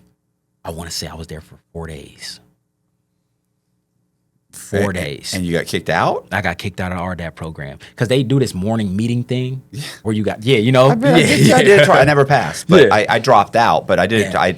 I dropped out twice. Yeah. I really did it just to keep myself at the prison. Yeah. You get a management variable placed on you, Facts. right? Because my mom would come to see me every 2 weeks, and they kept trying to ship me to like a camp. Yeah. And I was at a low, and I could not get. She's coming to see me every 2 weeks. Yeah, I'm She's not gonna skipping a visit. Yeah, she's Yeah, in a come on. wheelchair. She's not going to make it fucking 4 to 6 hours away. Yeah. So, but yeah, so so trust me. Yeah, you I know understand. oh my god. Yeah, we had that morning meeting, and for 4 days they never called my name. I'm trying to stay low profile. I barely come out my cell. I only come out my cell to warm up my food. I don't want them to call on me because I know what they're doing in this RDAP program. I don't agree with, and I'm not doing it.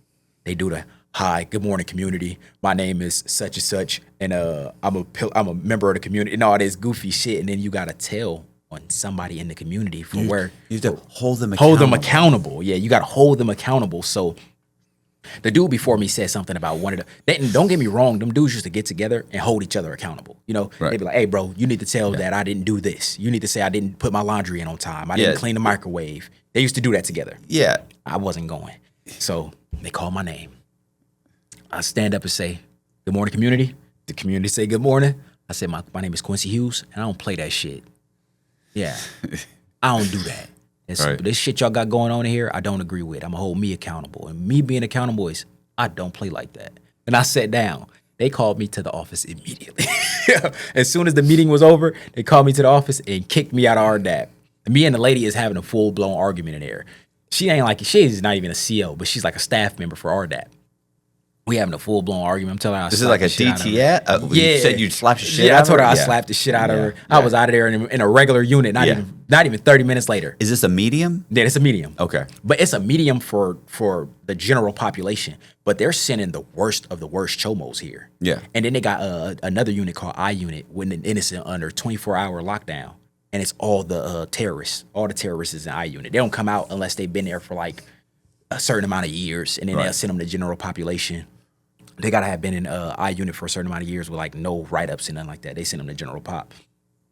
So I met some of Omaha's best terrorists, I guess, or the United States best terrorists. We had some conversations, but yeah, I want to say I was there for a year. I was there. I was in Unicor. I was in Unicor. They built cables for the military in Unicor. So What kind of like cables like the radio cables, okay. fuse cables, whatever cables they need in the military, satellite cables, all that. We built that there in that prison. So I was like one of the top dogs because I did like trying to explain like how it is. Basically, I problem solved cables. So when I got down there, they were building cables one way. Basically, they teach you how to build the cable. This connector goes on this side. This sleeve goes here. This fuse goes here. This sleeve goes here. This connector goes here. I used to draw the graphs on the tables for people that just started working there, or even for people who've been working here who couldn't put the cables together as fast as me. So I draw the graphs on the table for you to be like, all right, I put a fuse here, put a fuse here. I got to shrink this down. Like, basically, I just upped the production of all of these cables being built. So I was like one of the top dogs down there after I started building the little structures on the tables. And I used to get to go down there before the morning move. So they used to pop my cell. Me, the GD dude who had life, we all basically had the privilege of going to work an hour early. And one of the dudes was a chomo that used to go down to Unicorn an hour early with us. So it was like 5 of us. We used to be down there and get to basically set up everything, start production early, and be out of there early too. Go to lunch and don't have to go back to work. But one day I get down there to Unicorn and I'm drinking my coffee like I do every morning. It's a regular day, you know. And it's this particular sink that nobody uses except the chomo dude. But I'm walking past it and I was done with my coffee, so I poured the rest of it in this sink. I'm thinking nothing of it. I'm up at the front. It's the GD dude is named Skin. Skin, good, righteous dude, man. He was a good dude. Helped me out a lot. Taught me a lot. He was an old man too, you know. You know everything, in my opinion. So I'm talking to Skin. The chomo dude walk up and say, "Hey, which one of you bitches poured your coffee in my sink?" I look at Skin is a killer. Skin is here for murder. Mm-hmm. I'm like, bitches, fuck the coffee, fuck the sink. And who you calling a bitch? Like, you heard what the fuck I said. Somebody poured coffee in my sink. Told him, hey, I know you might be having a bad day. It's early in the morning. I don't even think it's 6 o'clock. It's early in the morning. I'm gonna let that slide. Go take a break. I'm gonna come talk to you in a second. I apologize because I was the one who poured the coffee in the sink. I'm gonna apologize to you as a man because I should have rinsed that sink out after I poured that coffee in it. But I'll talk to you in a second. Because in my mind, the next time I see you, you should be calmed down. I'm going to apologize as a man. And I even clean up the coffee. But you're going to apologize for calling me a bitch. Right. Or I'm going to knock your ass out. And this is my mindset. So I let like 5, maybe 10 minutes go past. I walk back there. This dude, he might be a chomo. He's well put together. And he's like 6'6". Right. And he's so far off into the land of abusing that he got their faces tattooed. No. I promise you. He got all their portraits tattooed on his arms. Colby, look at Colby's just like. And he got to Marion from Pekin, and he got there because the Muslims beat his ass at Juma. He came to Juma and thought he was about to pray with the Muslims, and they beat his ass. They got him up out of there. So the police basically just protected him, sent him to Marion. But when I get back there, I'm looking up to him having this conversation. Like, he big. So I'm like, hey, I apologize. And I would expect, and accept an apology in return. He looked at me and told me, this is Marion. You're not going to do shit to me. I hit him the first time. And when I hit him the first time, I seen his eyes roll back and they closed. But I was like so far in rage that I couldn't stop. So I hit him. The sink now that I poured the coffee in is full of water and like chemical cleaner that he cleaned the connectors with. So when I hit him the first time, he kind of leaned and I slammed him into this sink with the chemicals in it and started stabbing him. So it's blood everywhere at this point. I'm terrified for starters because I don't know how I'm about to get away with this. He's knocked out. I don't know if he's dead. I just know he's wet. He was in the sink. He's on the floor. There's blood everywhere. I got this knife in my hand. I run to the front. I tell Skin, I'm like, hey, I just stabbed that. The chomo, he back there bleeding on the floor. Skin like, no, the fuck you didn't. I swear. I got the knife in my hand. I got blood all up my arm. He like, listen, go clean your hands off. Go get rid of that knife. We're going to go back there and clean that shit up. So now me and Skin is walking back there to get him up off the ground. By the time we get there, it's a pool of blood on the floor. They in Unicorn, they got an incinerator up against the wall. It's big. This motherfucker told me I was gonna have to put him in, in this incinerator. It's not even fired up though, and it's gonna take all day to heat up. Yeah. That shit is not happening. Yeah. So that was the only way I thought I was about to get away with it. But now it's we. You back here Right. with me. So he like, listen, I'm gonna go back up to the front. You figure this shit out. So now I'm trying to clean up, any evidence that I might have. My hand on the sink. I'm trying to hurry up and wipe shit down. I'm walking from back there. But now the move for people to come to work is the work call. Everybody's coming into work. Somebody finds him.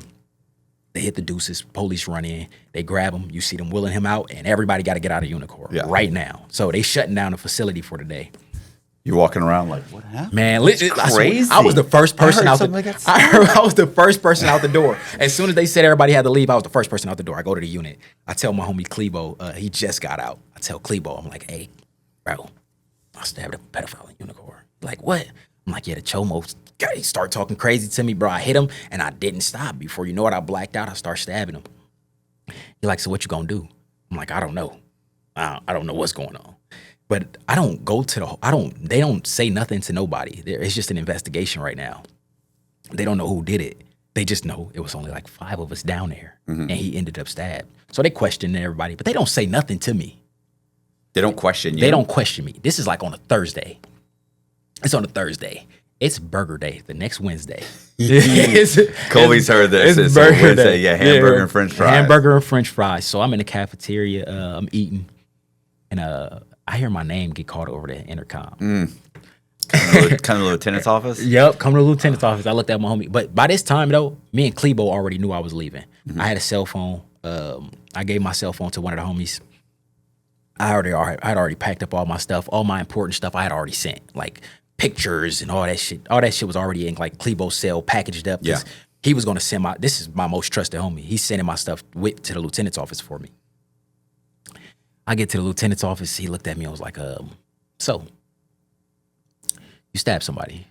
Like, It's crazy. I was like, stab somebody. It's a serious accusation. I'm appalled. Yeah. I'm appalled. I'm like, bro, I ain't did nothing to nobody. He like, so this is what we do know. We know we seen you and somebody having a confrontation. I can't even remember this dude's name, but I got the paperwork still for the incident. The incident report. I still got it with the rest of my paperwork. He like, we seen y'all being in a confrontation, and he walks off. A few minutes later, you walk to his area. You walked off.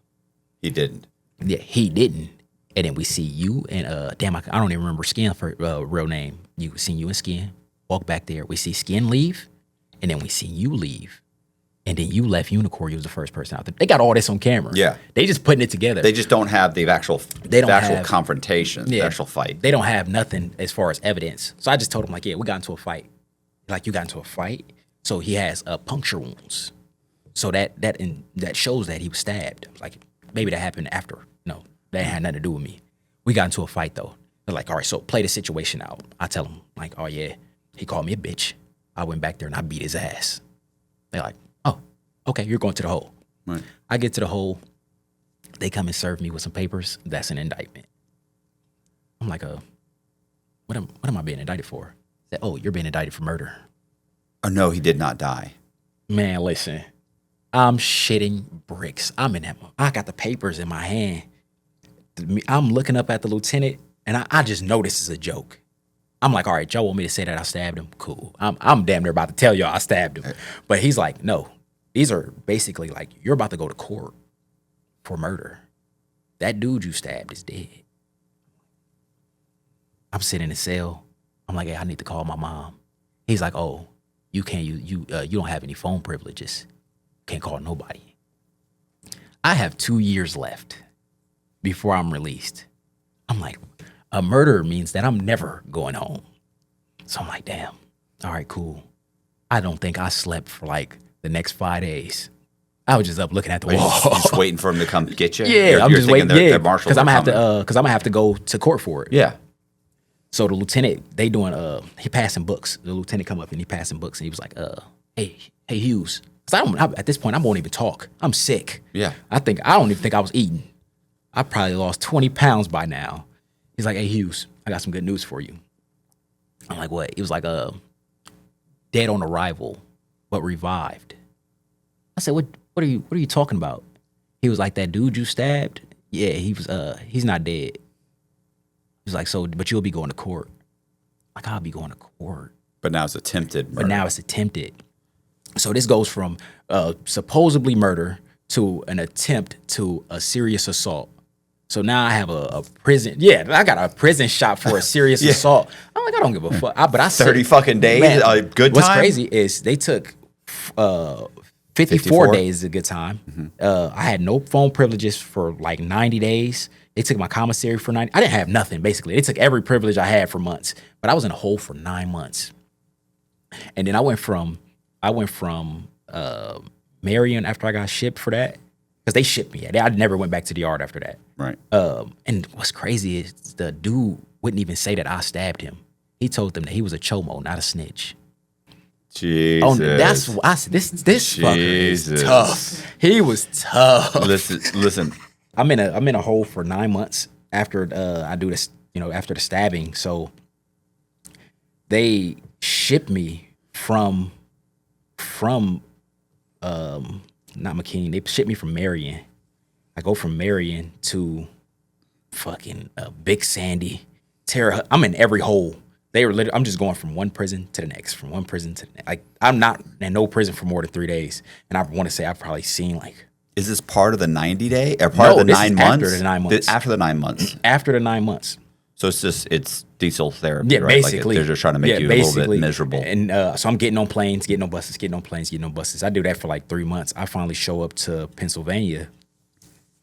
I get to Pennsylvania, and Pennsylvania was like a game changer too. It was a totally different program there. It was nothing like anything else I've been to. It was so lax and it was cool. Like, everybody was cool. And for some reason on the East Coast, they just smooth. Like, they don't really want no problems. They just getting money. Like, you got the dudes from Jersey who will beat your ass, but other than that, everybody just cool. Ain't no real problems. And the dudes from Jersey was getting money too, so everybody kept the compound kind of calm. You had like some politics that got out of hand, and they didn't ran a couple dudes up, but other than that, my time kind of got real easy after that. And everybody here seemed to be geniuses. Like, everybody that was in that prison seemed to have either been there for fraud, some major drug deal, was a cop, was a politician, was a lawyer. Like, everybody, it was no regular people there. And I don't know if that was just a prison for that, but I was able to gain so much information there, and I didn't even have no real issues there. Taught some classes. Told you I had to do A1. I went home from McKean, and I was in the shower one day, and I hear my name getting called over the intercom. So I go to the CO bubble. I'm like, what they calling my name for? It's like, oh, you got to leave. I'm like, leave? You weren't on the pack out? Nothing? Nothing. I'm like, leave. But I had already went to team and been like classified and got my halfway house time. So I know that I'm getting ready to leave. Like, I probably got like 10 months left. Yeah. No, I got probably like 10 months till I go to the halfway house. So I know I'm getting ready to leave, but I'm like, I got to leave right now. They're like, yeah, you're going to quarantine. You're leaving in 2 weeks. Don't nobody know I'm coming home. Like, I don't have nothing set up to go home, none of that. So I'm like, you sure they talking about me? Mm-hmm. He said, listen, it's either you go pack your stuff and you go to quarantine, or we beat your ass and you go to quarantine. But you got to get off the compound right now. I packed up all my stuff and they moved me to the quarantine unit. This is because this is in the middle of COVID. Yeah, the middle of COVID. And that shit was crazy, but it still wasn't nothing major. You know, some people were getting sick. I didn't get sick when I was in prison. And then they put me out of prison. And I went to the halfway house. 2 weeks. And it was also because Donald Trump started passing the laws because of COVID. Yeah. Yep, getting everybody out. So I was just one of the people. They called my name and put me out of prison. Yeah, I should have gotten like, I forget what it was, like 60 days or something. Yeah. But by the time they actually implemented it, I think I got like 11 days off my sentence. Yeah. Where I was supposed to get several months. And they gave everybody the halfway house time back. I mean, not the halfway house time. They gave everybody the good time back. Uh-huh. So we wasn't getting those 54 days. No, that's what I got. Yeah. I got the extra like 5 days that everybody now gets. Yeah. That times 13 years. Yeah. Yeah. It was a couple months. Yeah, I got all my good time back, including the good time I lost. You know what I'm saying? Right. So they gave me all that good time back. They called my name on the intercom and put me out of prison. So I was like overly unprepared. I was preparing myself to go home in like the span of 2 weeks. And then you on quarantine, so it's not like we getting phone calls or none of that shit. So I think I got on the phone for about like 5 minutes to tell my mom, like, hey, I come home in 2 weeks. Like, I don't got shit either. I have nothing lined up to get out of prison. So that was shit. I went home. And that was kind of like my game changer right there. Like, hey, I got to prepare myself. I don't even know what the fuck I'm going to do with myself when I get out. I have no plans. But while you were in, you were doing what? What was your hustle? I was tattooing. Yep, I was tattooing and teaching classes. You've never mentioned that, by the way. I mean, we talked about it before when we were sitting over there, but whoever's watching doesn't realize that the whole time you're pretty much. Was it the whole time you were tattooing? No, hell no. The last few years? I didn't even. So I've been tattooing since I was 16, but like on and off. Like I tattoo my cousins and cover up tattoos they got from, but I was trash. You know, Right. I got to prison and as I like got through, I used to watch people do tattoos, the Serranos, the white dudes. I used to go in their cells and like just peep game because they really like the Serranos, especially. They really ain't supposed to fuck with us. But I pay them, be like, hey, let me just watch you do a tattoo real quick. Right. So it wasn't until I got to McKean where I start tattooing on a regular basis. So now McKean is a totally different prison. There's nothing to do here but the little activities that people do on the yard and work out. And so I had to find something to kill time. So I started taking tattooing serious. And when I got out, that was the only skill I had for real. Like the only reality plan I had. I had a bunch of business plans. I had a big ass packet of business plans. Oh, I'm gonna do this when I get out. I'm gonna do this. I'm gonna do this. But tattooing was like something I knew that if I get my skills better, I can make a living out of this. I did my first tattoo when I got out in my mom's basement. I've tattooed every day since then, literally. Like no days off. Tattooed every day since then. How long were you in the halfway house? I was in a halfway house.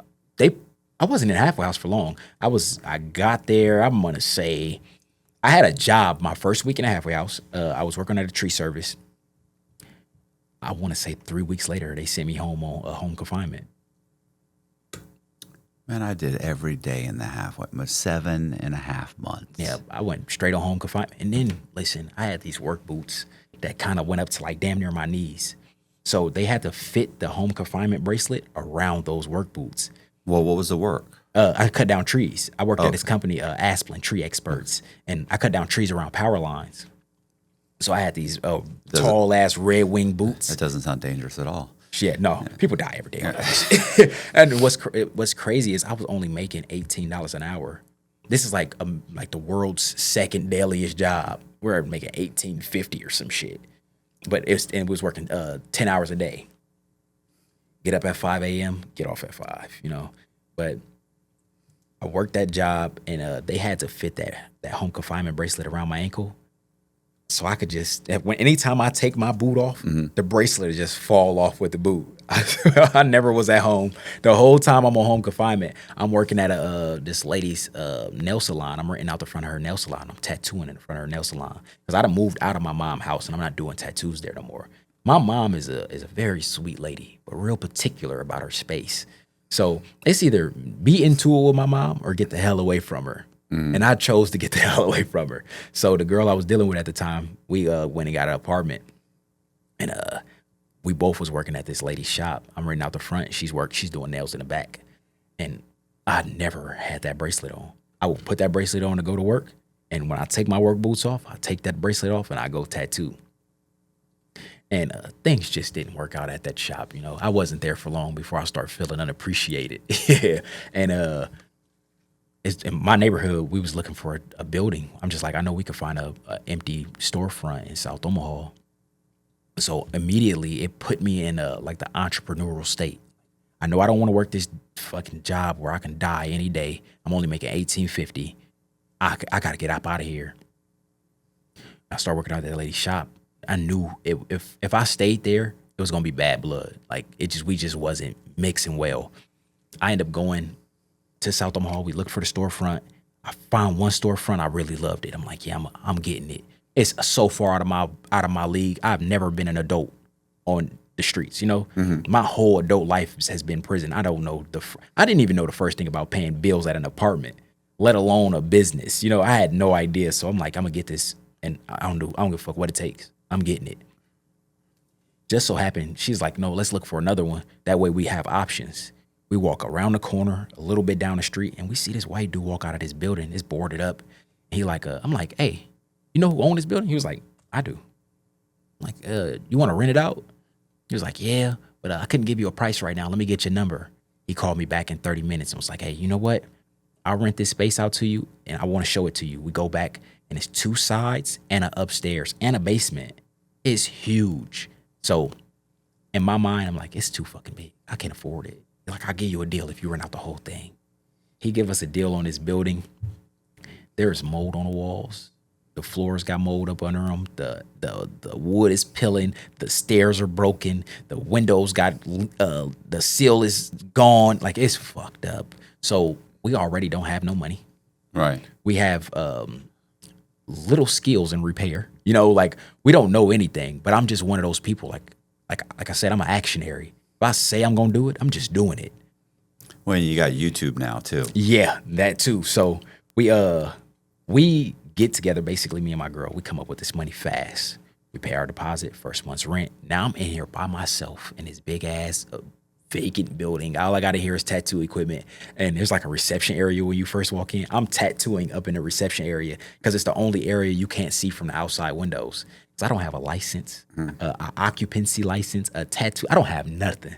And it took me a whole year to even get a tattoo license. So I got this big ass building, nobody in it but me, and I'm trying to figure out how to pay the OPD, OPPD, the MUD. I'm trying to figure out how to get these utilities paid and pay the rent for too much space. It's way too much space. It used to be like the building used to be like a swingers club or some shit. So when we move in, there's condoms on the floor. There's mattresses. You walk down the stairs, the first thing you see is like a glory hole and a cut into the stairs. Oh my God. There's what are they called? Basically, like, you can tie people up, and winches. There's winches stuck to the ceiling, screwed into the ceiling, so you can put people in cuffs and hoist them up from the ceiling. It's crazy. There's chains on like the pillars downstairs where people were being chained to, and it's just a sex club. So this is Sounds like a good time. Yeah, but now it's molded. It stank. It smelled like sewage. Like the sewer smell was coming from the walls. But this is our responsibility now. So we're working just to fix this place up so we can rent it out to other people. Right. We're busting our ass. Like, this is all we're doing. I'm not leaving here till 3, 4 in the morning. Get up 6, 7, 8 in the morning, go right to the shop, tattooing all night. And every dollar I get is either I'm paying bills with it or I'm buying paint, I'm buying flooring, buying bleach to spray the mold off the walls. Like, it was horrible. But eventually we got it together. It took us like 8 months. Like 8 months to get it together enough to start renting spaces out. So would you rent to other tattoo artists? Yep, to other tattoo artists, and she did nails. So now we have a nail tech in there. We got 2 tattoo artists, and people are starting to hear about us. So now other people that know that, oh, these dudes is renting out suites. They renting out booths and suite spaces. I can go over there and get a suite. Right. And that's really how we got in business, by just wanting to have our own shop and got a space that was too big for us. And that was like the smartest, dumbest decision I ever made, only because I had no experience with business in reality. I just taught business information in prison. Mm-hmm. So this information I'm using like on the go. I never used it before. This is my first time. How long has it been open now? We've been open for 4 years now. Yep, for 4 years. So we had our first building for 2 years in Most South businesses fail within the first 3. Yep. Yep. And right now we're flourishing. Yeah, I was we're gonna booming. say. Yeah. So you obviously beat that. You know what I'm Yeah. saying? That's the toughest. That's a tough battle. So we moved from our first building in South Omaha to a building in Northwest Omaha, a very nice building in Northwest Omaha now. And it's been doing good so far. And I'm about to open up another building, so it's been going well. Yep. That information I learned in prison was detrimental to my survival as an adult on the streets. And I don't feel like I would have even been in this position to this day if it wasn't for that first real big run-in I had with them GDs. It made me grow up fast. Like it changed my whole perspective on Sounds like how I was living. You might have been dead by now anyway if you Yeah, stayed facts. on the street. For sure. You know, I don't believe that. I believe I would either had a life sentence because of what I was doing was reckless. Like I was just. I felt like I was so tough. I couldn't be fucked with. Like I just couldn't be touched. So I was doing whatever I wanted. We could have been at Burger King, and I'd had a shootout in Burger King. Give a fuck. And it just was one of them things. Like, all right, yeah, you can do this. But eventually there's a consequence. And I was just too dumb to know that there was a real consequence for me. I knew people were facing consequences. I didn't think I would be one of them, though. And then that little 10 years gave me enough time to be like, hey, no, consequences are real. And I got 10 years for something I was about to do. It ain't even something I did. So if I'd have got caught for something I did, I would have never got out. Or somebody would have caught up with me that I did something too, and it would have killed me. Hey, you guys, I appreciate you watching. Do me a favor, hit the subscribe button, hit the bell so you get notified of videos just like this. Also, if you want to check out Tip and go to his social medias, go into the description box, click on the link. He's got Instagram and all of the other ones. You can go there, you can follow, you can subscribe. Really appreciate you guys watching. If anybody's interested in being a guest, please go to our link to our website. It's also in the description box. You can go there, you can fill out a form, leave a video. Thank you very much. I really do appreciate it. See ya. Sure. Silly. Silly. It's fine. It's fine.